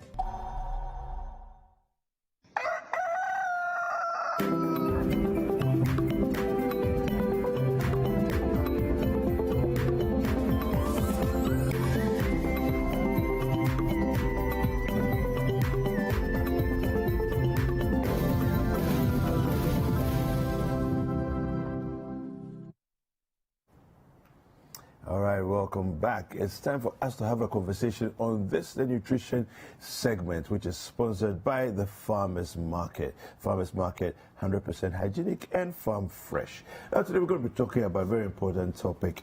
We're going to be talking about foods that affect female lubrication. Now, my guest here is Akua Yadom. She's a state-registered nutritionist, and she's going to help us to break down the topic and get into it. All right, Akua, morning, how are you? Good morning, I'm fine, yourself? I'm very well, thank you. So, why is this subject even an important thing to talk about? It has to do with female health, and whatever has to do with health is of some paramount importance and should be given all the attention it needs. Okay. Who are we without our reproductive system as women? And so because our reproductive system happens to be a core of who we are, it is responsible for we being able to bring other human beings here. It needs to be given every attention. Yes. Fantastic. All right, so take us into the foods. Okay, so I'll start off by saying that there are discharges or fluids that we need to be conscious about. And for a woman, sometimes you wake up and something is sitting in your panty, and you think that what is it? You need to even know what it is. There are discharges, and they are normal. Okay. Every woman is supposed to experience discharge, and research says that every woman is supposed to discharge 2 to 5 mils. That is half teaspoon to 1 teaspoon every day. So if you think that, okay, I have nothing coming out, I am producing no discharge, so I think Therefore, I am safe, then there is a problem. The vagina has to be within a pH of 3.8 to 4.5. So you need to make sure that as a woman, because some of these things that causes infertility can be as a result of this. Sometimes women, there is sexual intercourse, sperms travel, but they are not able to travel. Why are they not able to travel? There's a term like insiona besing, it can't stay. It's because most women, or some of these women, don't have cervical fluid. Cervical fluid is what accommodates the sperms of a man and makes it travel beyond the cervix. So if sperms goes to the vagina, can't go beyond the cervix, it becomes difficult for fertilization to happen. So if you're a woman who doesn't produce cervical fluid, it means that for you, that may be your reason for you having infertility issues. And we have arousal fluid. Sometimes you need to know the kind of fluid the woman is discharging for you to be able to do whatever you want to do. You don't have sex with a woman because there is cervical fluid, or because there is a discharge, because the act has to happen before the cervical fluid happens too. So you don't mistake discharges for arousal. Yes, because arousal fluid, definitely there should be arousal before the fluid is released for an intercourse to happen. It is to help. Discharges and fluids, vaginal fluids, are supposed to help so that the vagina stays within the specified pH of 3.8 to 4.5. That one, any gynecologist can have a swipe. And if you want to conceive, you're responsible for keeping the vagina in check, preventing yeast infection, which is very bad as far as women of childbearing age or fertility issues are concerned. So you need to make sure that you know these things off head, and you need to make sure you are discharging every day. And sometimes you can feel funny down there. It feels like, oh, I think I am wetter than I should be. Normally, when ovulation is happening in the life of every woman, you get more wetter than you would be initially. And it is also because it is very conducive at that time for sexual intercourse to happen, because fertility, the body is ready for that because of conception issues. So that is it. We have foods you need to make sure you eat, natural aphrodisiacs. We have examples. If they are ready, we can have them. So we have foods for lubrication. You should make sure you stay off processed meat. So processed meats, what do you mean by processed? So meats containing a lot of additives. There are people who enjoy a lot of meat in cans, like with brine solutions, instead of going for the let's say going to the abattoir to get fresh meat. So make sure you do fresh lean protein or fresh lean meat. And then we have processed dairy products. You need to make sure you cut down. Foods to avoid. Yes, there are foods to avoid. So you make sure you stay off that. Sugars. Most of our processed foods are processed juices. I always say that if something is processed and they are tagging it as juice, they are lying. It is not juice, because no juice can go beyond 6 months, 3 months, or even 4 days. So if it's going beyond that, it means that they've added sugar and additives to it. You should stay off that. And then processed foods or packaged snacks, they are foods you should also stay off. And then we have alcohol. I have said that though alcohol is something I wouldn't preach, we have allowable intake levels. And if it's red wine, a shot a day is okay. If it's beer, for a woman, a bottle is okay. For a man, the maximum is 2 bottles. For you, people will say per day, but I will say per week. If you can go with it. What if I took you off completely? Yeah. It is supposed to help you. And then we have high fat or greasy foods. If you are taking a lot of fats with a lot of fat or grease, especially hamburgers with a lot of dressing, because it's the dressing that makes it very harmful or gives you what we don't want you to have.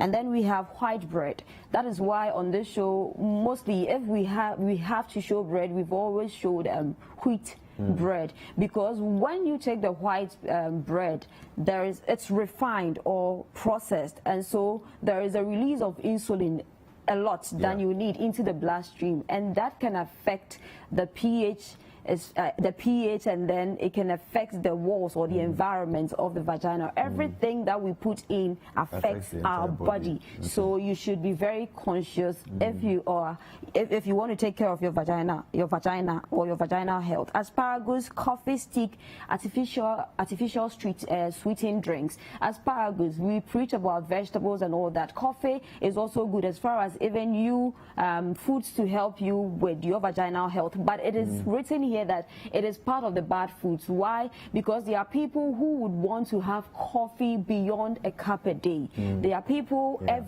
morning they have to have coffee a day. They can go 5 times, and that can be bad for your vagina as far as its pH, as far as its total well-being and the bacteria there are concerned, because it can tamper with everything that has to do with the vaginal health. So these are some of the examples of the foods that are bad for the vagina, for lubrication and for fertility in women. What should we eat that are good foods? Okay, so there are foods you need to be eating. I will start off with sweet potato. It's great for fertility. Research supports it, and with potatoes, research supports it for even men and women. So we box them all together. We have sweet potato, we have probiotics, and it introduces good bacteria down there. It helps balance the vagina's pH, and then it wards off infection. Once the pH is regulated, a lot of benefits are added on. And then we have plant fats. Plant fats, avocado is part of the plant fat family. So make sure that you are eating healthy fats. Nuts, legumes, Farmers Market has a lot of healthy fats, and seeds. They contain good fats, and they can be of help to you. Avocados is in there. We have leafy greens, which is loaded with vitamin E, magnesium, and then calcium for vaginal mucus muscle health, because sometimes the vagina, there are muscles there, and they need to be strengthened as far as their health is concerned. And so if you are eating these foods, you are helping the vagina. Probiotic foods, a classical example is Greek yogurt. If you are taking that, you are introducing healthy bacteria to the vaginal area. And then the first one has to do with cranberries. Cranberries are very good. It's loaded in vitamin E, vitamin C for immune health. And once your immune system is boosted on in a positive sense, it affects the vagina too. And then vitamin E, it also contains powerful antioxidants that fights bacteria that are harmful to our vagina. And so making all these examples part of your meals, potato or stress on, because fertility is such a big issue here. You need to make sure they are part of your meals. Don't be taking them in solos, but they should be part of your meals. And if you are eating a healthy meal, you would have a lot of these things we spoke about being satisfied. The food items in there. Okay, so let's look at the vitamins, vitamins or supplements that are important for lubrication. Okay, so there are factors that can make it difficult for arousal fluid or lubrication to happen. Sometimes your mental state. There are people who are not in the mood. For instance, if I am sick, I am an invalid, I am on the hospital bed, you think that arousal fluid can happen. The state of mind is also important. If she is not in the mood, leave her alone. Yes, and then certain medication. The example is the hormonal birth control pills. Sometimes you see a lot of adverts on television. Ask yourself, is this going to tamper with my cycle? Most of them will tamper with your cycle, but is this going to affect my vagina pH? Okay. Is this going to affect the discharge I have? We probably may not know the types of the discharges, but now we've told you, you can see your gynae, have him or her do a swipe, tell you what is going on there, help you know where you are as far as your vaginal pH is concerned, and the best birth control or hormonal birth control pill that will be of great help to you and not hurt you, because some of these things you want to help yourself, but what you've been given is what is accounting for the fertility issues and the challenges you are having. And then we have fluctuating levels of estrogen throughout the menstrual cycle. When you hit menopause, estrogen levels drop. And some of these fluids are as a result of the elevated levels of estrogen in our system. Like I said, when you are experiencing ovulation, it is because the elevated levels of estrogen, when a woman is in the mood or the act is in session, estrogen levels are on the roof. So if you hit menopause or you are in your menopausal age, there is a drastic drop. And so people like that need to be supplemented. So vitamin A supplement, vitamin E, potassium supplementation. There are foods with these. We spoke about coconut water. We spoke about, we did it for the men when we were talking about natural aphrodisiacs. We gave them coconut water and then watermelon because it contains magnesium and potassium. And when the two come together, it's a powerful combination for a lot of things. Yes. And so you can also do it. We did it for the men. You can also have it. So we have vitamin B. If you have the B complex, it's excellent. And then we have vitamin A. They maintain the vaginal walls and the pH and everything that has to do with lubrication, that has to do with fertility, that has to do with healthy secretions. That is the lubrication. They help them naturally. So if you can eat foods rich in these, fine. If you have issues and there is a need for supplementation, it has to be done. So you seek a professional, help from a professional, being your gynecologist or a nutritionist, so that you'll be guided on what you need to know or do. So there are people who are watching now, some have challenges. You know, basically what you're saying is things like, okay, you've said a lot of things. It's like a lot of information to take in at once. If you can help us to give us simple first steps. So as a professional, what should somebody who has realized that, look, these days I feel like I'm always dry. What are some of the basic first steps to take to address the situation? Like I said, it's difficult for you to know if, but discharge is discharge. When you have discharge, there is nothing like a sexual edge, so you can clearly see. I am here talking about something serious as far as nutrition is concerned. So if I am discharging, I don't think that it has to do with sex or arousal. So your mind is not on that. And arousal has to, the fluid has to happen after there's something, like something has been done, like foreplay. So I know that for that, it's somehow clear. For the cervical fluid, the act, the process will, because it needs to travel beyond the vagina, and sperms, something has to enter before the sperms are even released. So make sure first you seek help from a gynecologist. And after you've seen the gynecologist, you'll be told you want to know the pH, you want to understand what is going on down there. If there is itching, if there is stirring when the act is going on, if you don't feel normal down there, the best professional to help you is a gynae. After that, you make sure to make it part of you. You make everything we've spoken about as far as the foods to help you part of what you eat. And if you need professional help to be guided on what to eat, the right supplementation to take, you need to seek help from a nutritionist.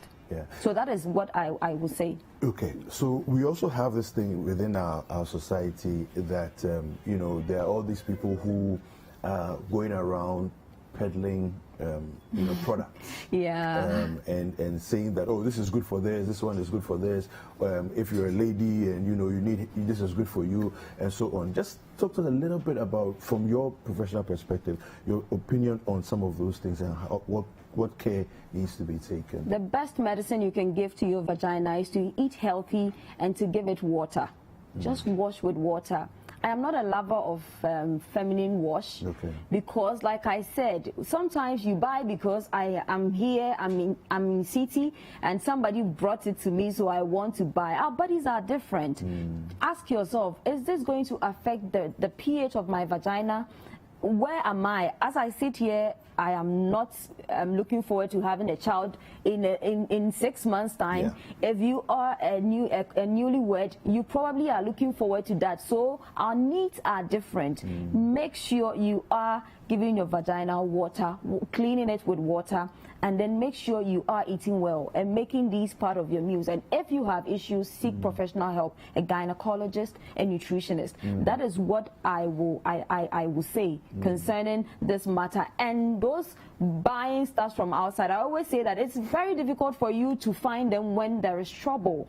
And the vagina is such a delicate, it's like it's the headquarters of who you are. So why do you want to be putting anything just there? Yeah.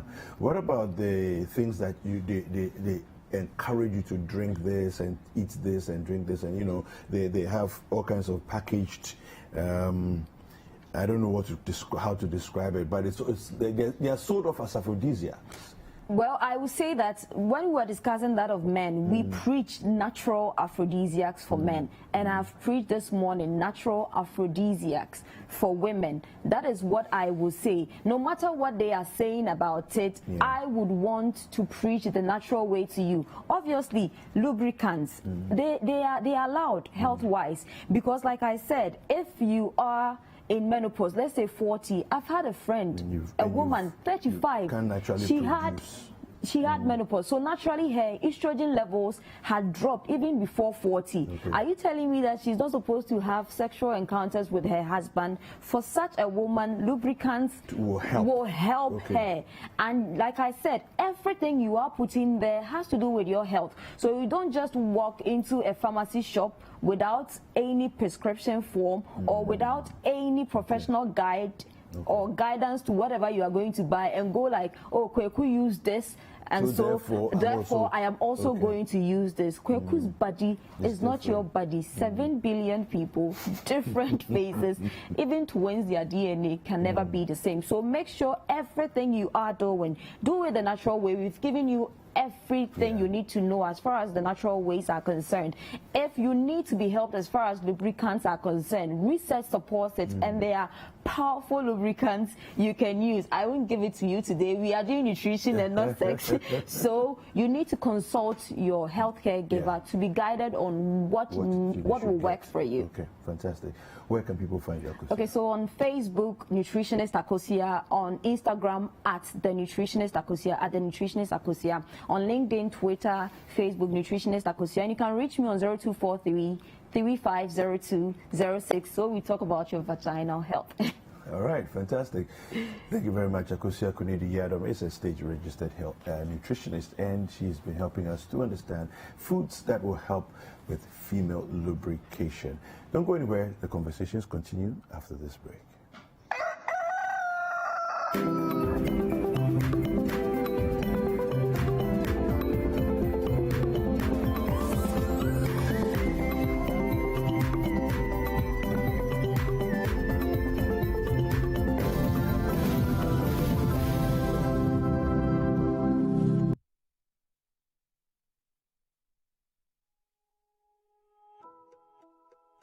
2 weeks ago, I had nowhere to turn to. I needed funds urgently. That's when I ran into Wafakofi.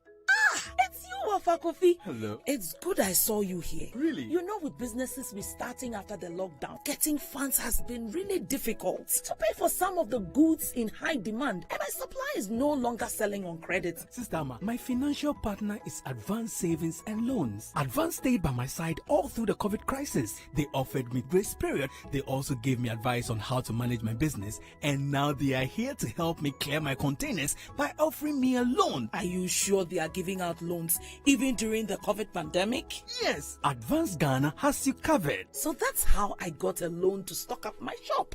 Call us on 0800 355 355 or visit our nearest branch for our various loan and deposit products. Advance, your preferred financial partner.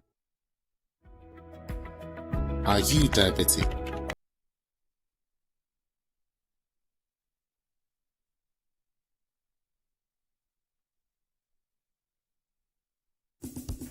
See, guys, the team will do all.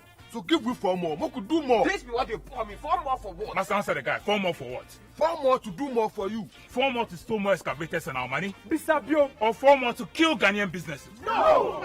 4 more for family and friends. 4 more for neglected projects. 4 more for Sakyi and broken promises. Open and now 4 more to borrow more with nothing to show.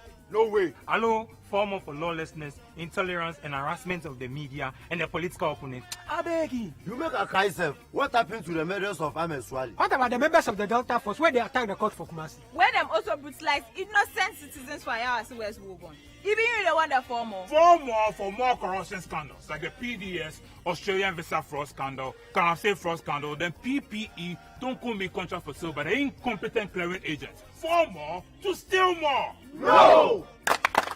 Away! Away! Away! Away! Away! Away! Vote John Mahama and NDC for jobs and prosperity for all.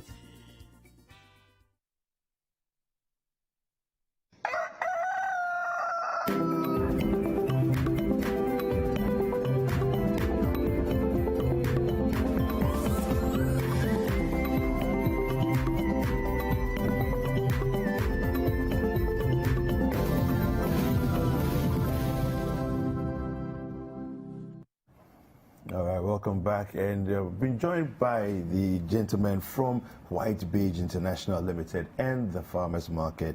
Now, Frederick Kofi Asari is the Assistant Retail Manager for the Farmers Market, and Terry Izuke is Tema Shop Manager. All right, gentlemen, you're welcome. Thank you. All right, so as we are approaching Christmas, festivities and everything else, tomorrow is already 1st of December, and we're getting into it very soon. What does the farmers market have for us? How are we to approach farmers market? Yes, please. So Christmas has already begun for the farmers market. Okay. We begin our Christmas way from November through to December. We like festive seasons. So first of all, this coming Friday, the Farmers' Day, the ceremonial part has already been held. Yeah. But due to the holiday which is approaching, we're still trying to honor farmers who help us, who sustain our country through the food that they provide. So on Friday, everything that you buy from the farmers market will be at a discounted price, especially on the local produce. On Fridays, we bring the shop out so that people who are even passing by can come into our facility and then pick anything that they want at a very discounted price. And with the coming festive season too, we are planning towards the restaurants, the catering establishments, those who cook for large number of people. What we are planning is that walk into our shop, get to talk to our managers in the shop. They will profile your establishment, they will profile your restaurant, then they will link you to our wholesale unit where you can get items at a very discounted price, from peppers to everything that you need, sold in boxes, sold in large quantities, so that you can get these at relatively cheaper prices. What we're also looking at is expanding our Laboni shop. Our Laboni shop we are getting it a new phase, whereby you can visit the upper terrace and find all your dry items that you need, locally processed foods, or upstairs from our local producers. And that's what we are looking up to this December. Fantastic. Now, the last time you were here, we spoke about e-commerce, and we were about to launch into the e-commerce. So, Terry, tell us about the e-commerce side of things. Yes, please. So our e-commerce platform is up and running. And due to the festive seasons and the elections and everything, those who would like to stay at home, they can actually order conveniently from their homes on our e-commerce platform. Just type www.thefarmersmarketgh.com, or you can reach our e-commerce people on 055-844-1070. You can go on there. When you go on our e-commerce platform, you see a shop now tab. Just click it, and then you're good to go. Okay. Yes, please. Okay. www.thefarmersmarketgh.com. Okay. Now, talk to us about delivery. What's the arrangement with delivery? So our e-commerce comes with a delivery package as well. So once you order an item, once you go on the platform and you order an item, a rider is dispatched to your location in collaboration with yourself, and then you get the person guided to your location conveniently. Just a little charge to just ease things for you. That's it. Yes. So with the e-commerce, that's one thing that people have really been asking for. But the thing with the farmers market is that we want to assure you of safety. So we set up a plan to make the delivery package part of our operations and our plans. So when you call the number 055-848-1070, it links you straight to our e-commerce platform. They will pick out the freshness and the quality of the products, and then they give it to a delivery person who works for us, who has been trained by us, and then they bring it to you at the convenience of your home. Wow. Wow. Okay, so if you can run through for us your locations, your locations at the moment. So we have 5 shops at the moment. Our first shop is at Tema Community 11, beside the Tema Community 11 police station, and that's where the White Beige head office is also located. That's where our wholesale and our warehouse is. We also at East Legon on the Boundary Road. We at Laboni on the 5th Circular Road. You can also find us at Tema Community 25 on the Dev Traco, before the Dev Traco entrance, and at Spinter's Shell signboard opposite the Puma filling station. You can also call the farmers market on 050-148-1140. Okay. Now, there's a lot of people who, Ghana, when something starts, we all get excited and we jump on it, So there's a lot of people who are looking at, going to buy organic foods and all of that, shopping vegetables, making sure that, your table always has some kind of vegetables and fruits and all of those things. What is it that sets the farmers market apart from others? So at the farmers market, we just don't sell produce to you. We give you what we call the customer experience. The customer experience is that every product that you buy there, we can certify or add a trust element to it, whereby we take feedback from customers on how the product was used, on their feedback on the specific requirement that they need from the product that they are buying. And then we tailor it basically according to what the customer wants. They can say that I want my cucumbers a little bit smaller. So what we do is that we then tell our farmers that bring the cucumber in around this size, and that's what the farmers market does. We give the customers the customer experience. Our prices are also affordable because we eliminate the middleman effect. Everything that you buy from the farmers market we get it straight from the farm gate. There is no middleman involved, so the prices are relatively low. If you talk about our imported products as well, we bring them in ourselves. So everything that you buy from the farmers market, you find it at a relatively affordable price as compared to anywhere else. And as our mantra goes, we are 100% hygienic and farm fresh. So you just don't want to buy your product from anywhere else, but a place that you can certify for safety, for hygiene, and also for freshness. Okay. Now, it's been a while since you were here the last time. Can you walk us through the range of products that people can get? So in our shop, you find local items and then imported vegetables as well. For the local vegetables, you can find vegetables like your green peppers, you can find your chili pepper, you can find your pakposhito in our shop. And then there are fruits such as watermelon, you have your pineapples, you have passion fruit, sasap, star fruit, bananas in our shop. And then the imported fruits, we have a wide range of berries. Your strawberry, your blackberry, your blueberry, your raspberries, your cranberries, you find them in our shop. You can also find vegetables like broccoli, your cauliflower, your asparagus in our shop. So just visit we have the widest variety of vegetables and fruits in our shops. Nice. Thank you very much, Terry, Azuki, and Frederick. Thank you very much for joining us this morning. So we were speaking with the gentleman from the farmers market, and as you know, it's 100% hygienic and farm fresh. We'll take a short break. We'll continue after that.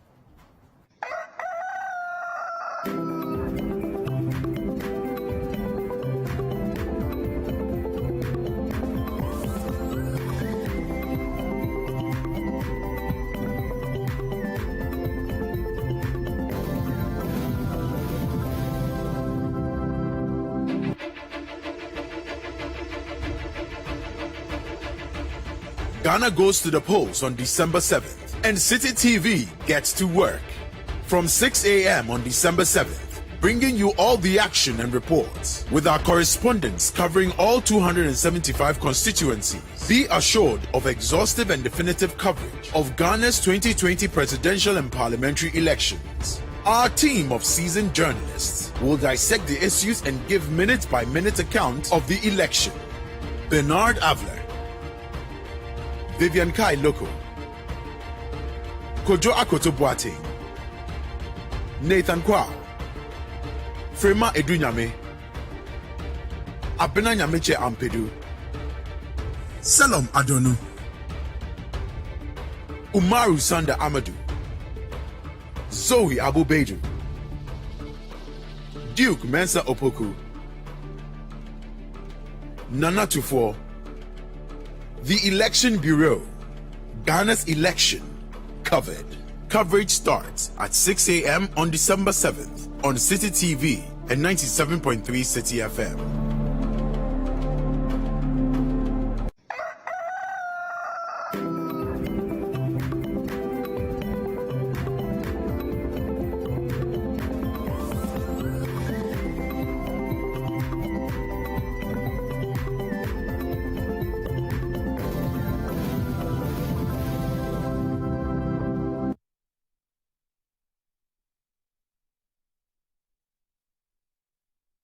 Welcome back. It's still Breakfast Daily on Citi TV. Thank you so much for staying with us. Now for the cooking segment, we're going to make deviled eggs, cucumber boats on a tortilla wrap.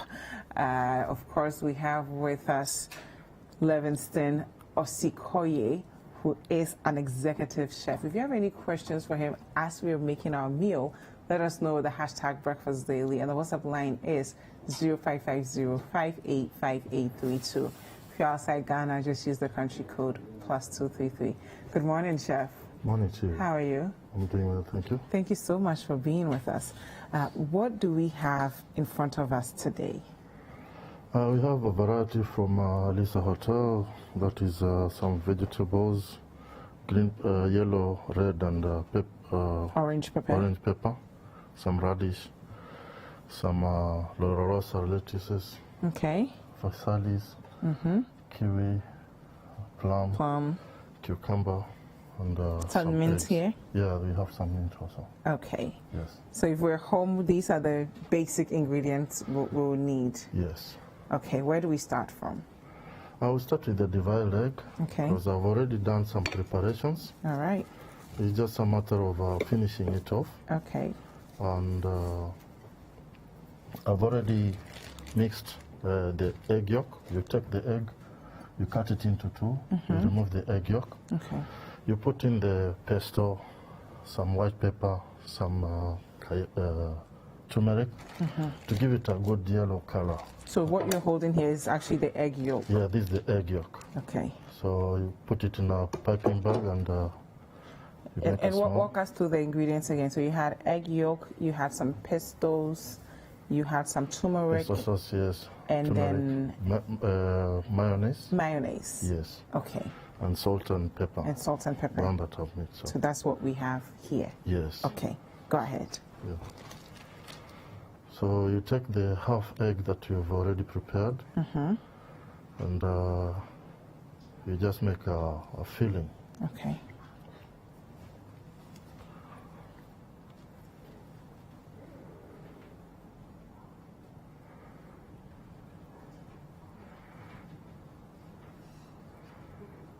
That looks really fancy.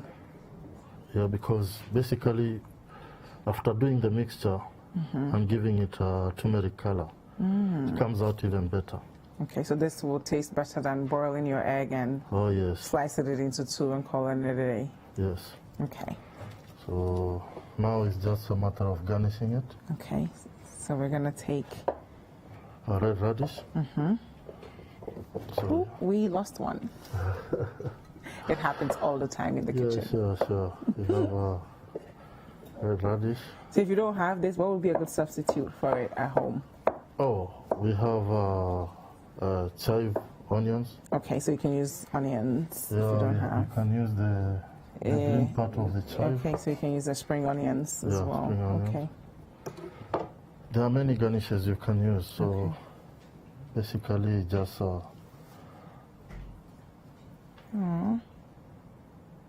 How important is it for us to pay attention to presentation as we cook, especially this holiday season?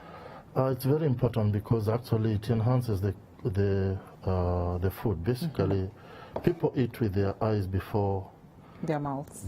So what appeals to them most in the eye is what actually they will appreciate. Yeah.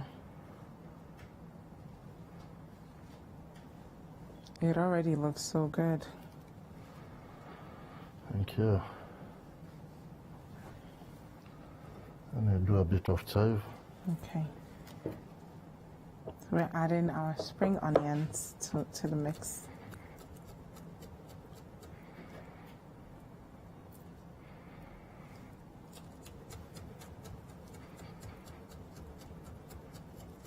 Why do we have to chop it in such tiny?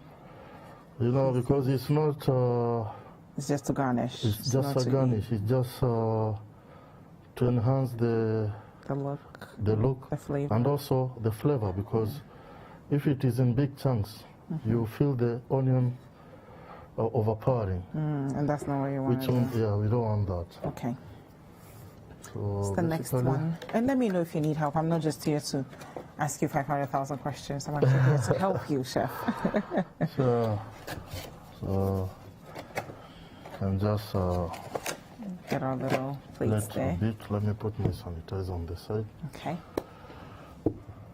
I have some leaves here. What kind of leaves do we have in there? We have Lolorosa, endive.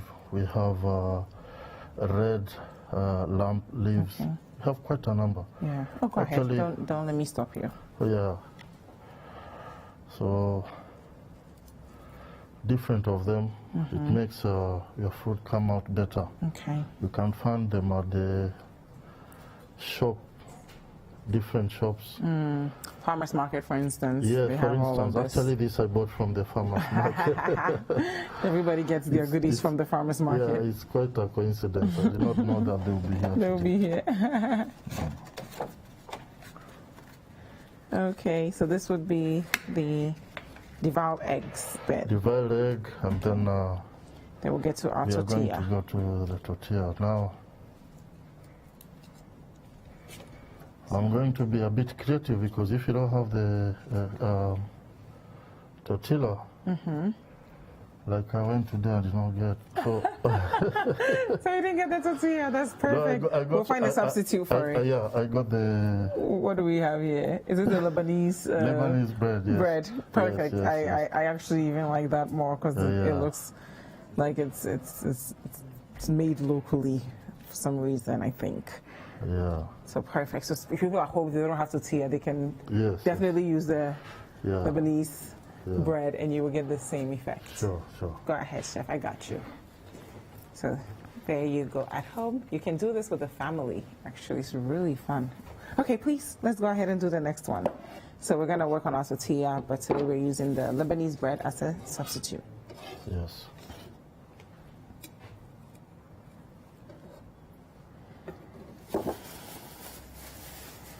Okay, so, what are we going to put in there? Oh, we are going to start with mayonnaise. All right. To give it a good color. Okay. To give it a very good. So that whatever we put in there will stick to the mayonnaise. Yes. And if you're lactose intolerant, what would be a good substitute for this? If you don't really like mayonnaise. Basically, you can maybe use like hummus or something. Yes. If you're into that. Yeah, you can use olive oil. Olive oil. That kind of thing. Okay. Yeah.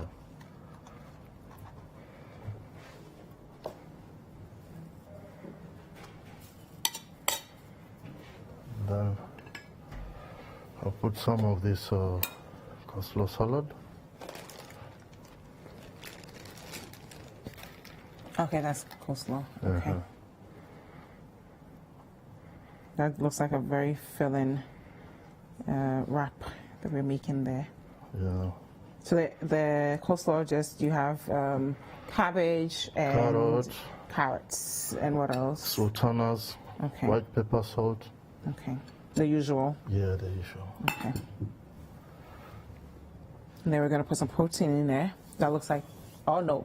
Are we going to put that in there or no? No. I just want to make this, and then I put a few other things like eggs and all that, so that at least it's just filling.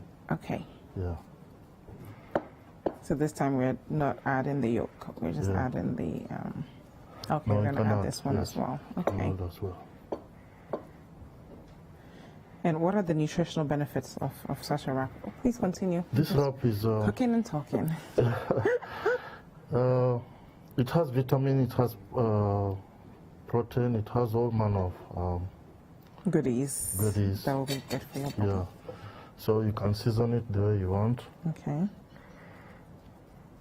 You can also add some sweet corn. Sweet corn, okay. Then that's it. That's it? We're done? Yeah. Okay. Let me add a bit of chive just for the... to make it So we're going to take tastier. a look at it. If you're home, you can use whatever you want to substitute for it, but it's a really simple wrap. Basically, you can also do a chicken. You can do beef. You can do seafood. But I wanted to make it as simple as possible because even vegetarians can have just the coleslaw and that kind of a thing. True. And you still work. Okay. So we officially have our tortilla wrap. It's all eggs as well. And we have our eggs there, devoured eggs. So you're going to slice it up? Yes. And then slice it up. Looks lovely. I'm going to put them in a plate as well. Okay.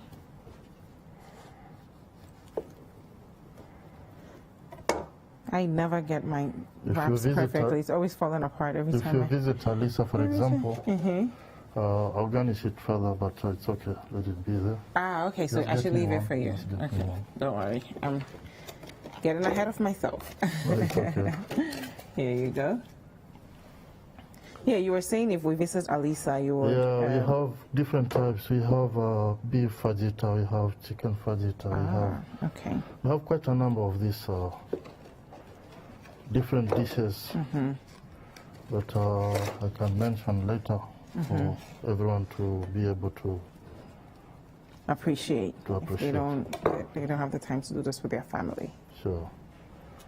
Awesome. But even at home, you can make a nice one. Yourself. And then you can garnish it the way you want. What are you going to garnish it with? I'm going to decide. I can put some of this plum. Okay. Plum is a good idea. It's a huge slice. Oh, okay.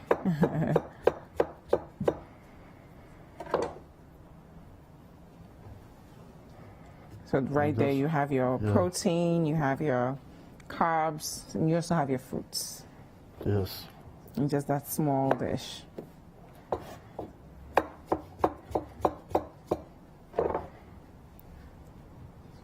So we're done with this one, eh? Yes. So I can put it here so our viewers can appreciate what we have.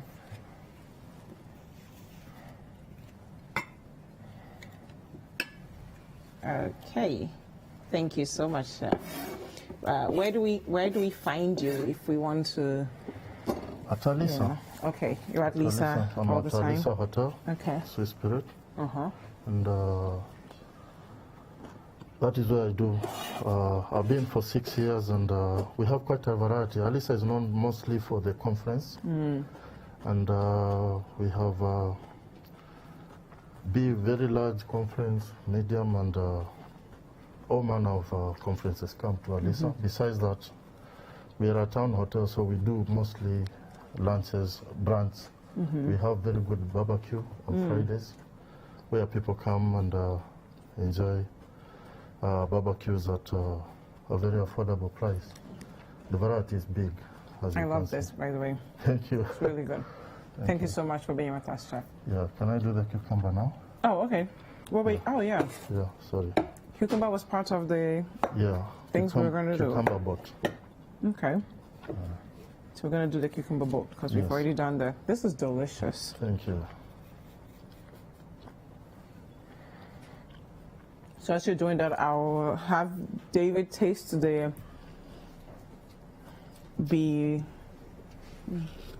deviled eggs to tell us what he makes of it. I must say I've not tasted this before. You know, it's really unique. So today we're going to give you our feedback. So come on in, David. Yes. So these are what? Deviled eggs? Interesting. Okay. So do I go with the leaves as well? Yes. Okay. You can try them.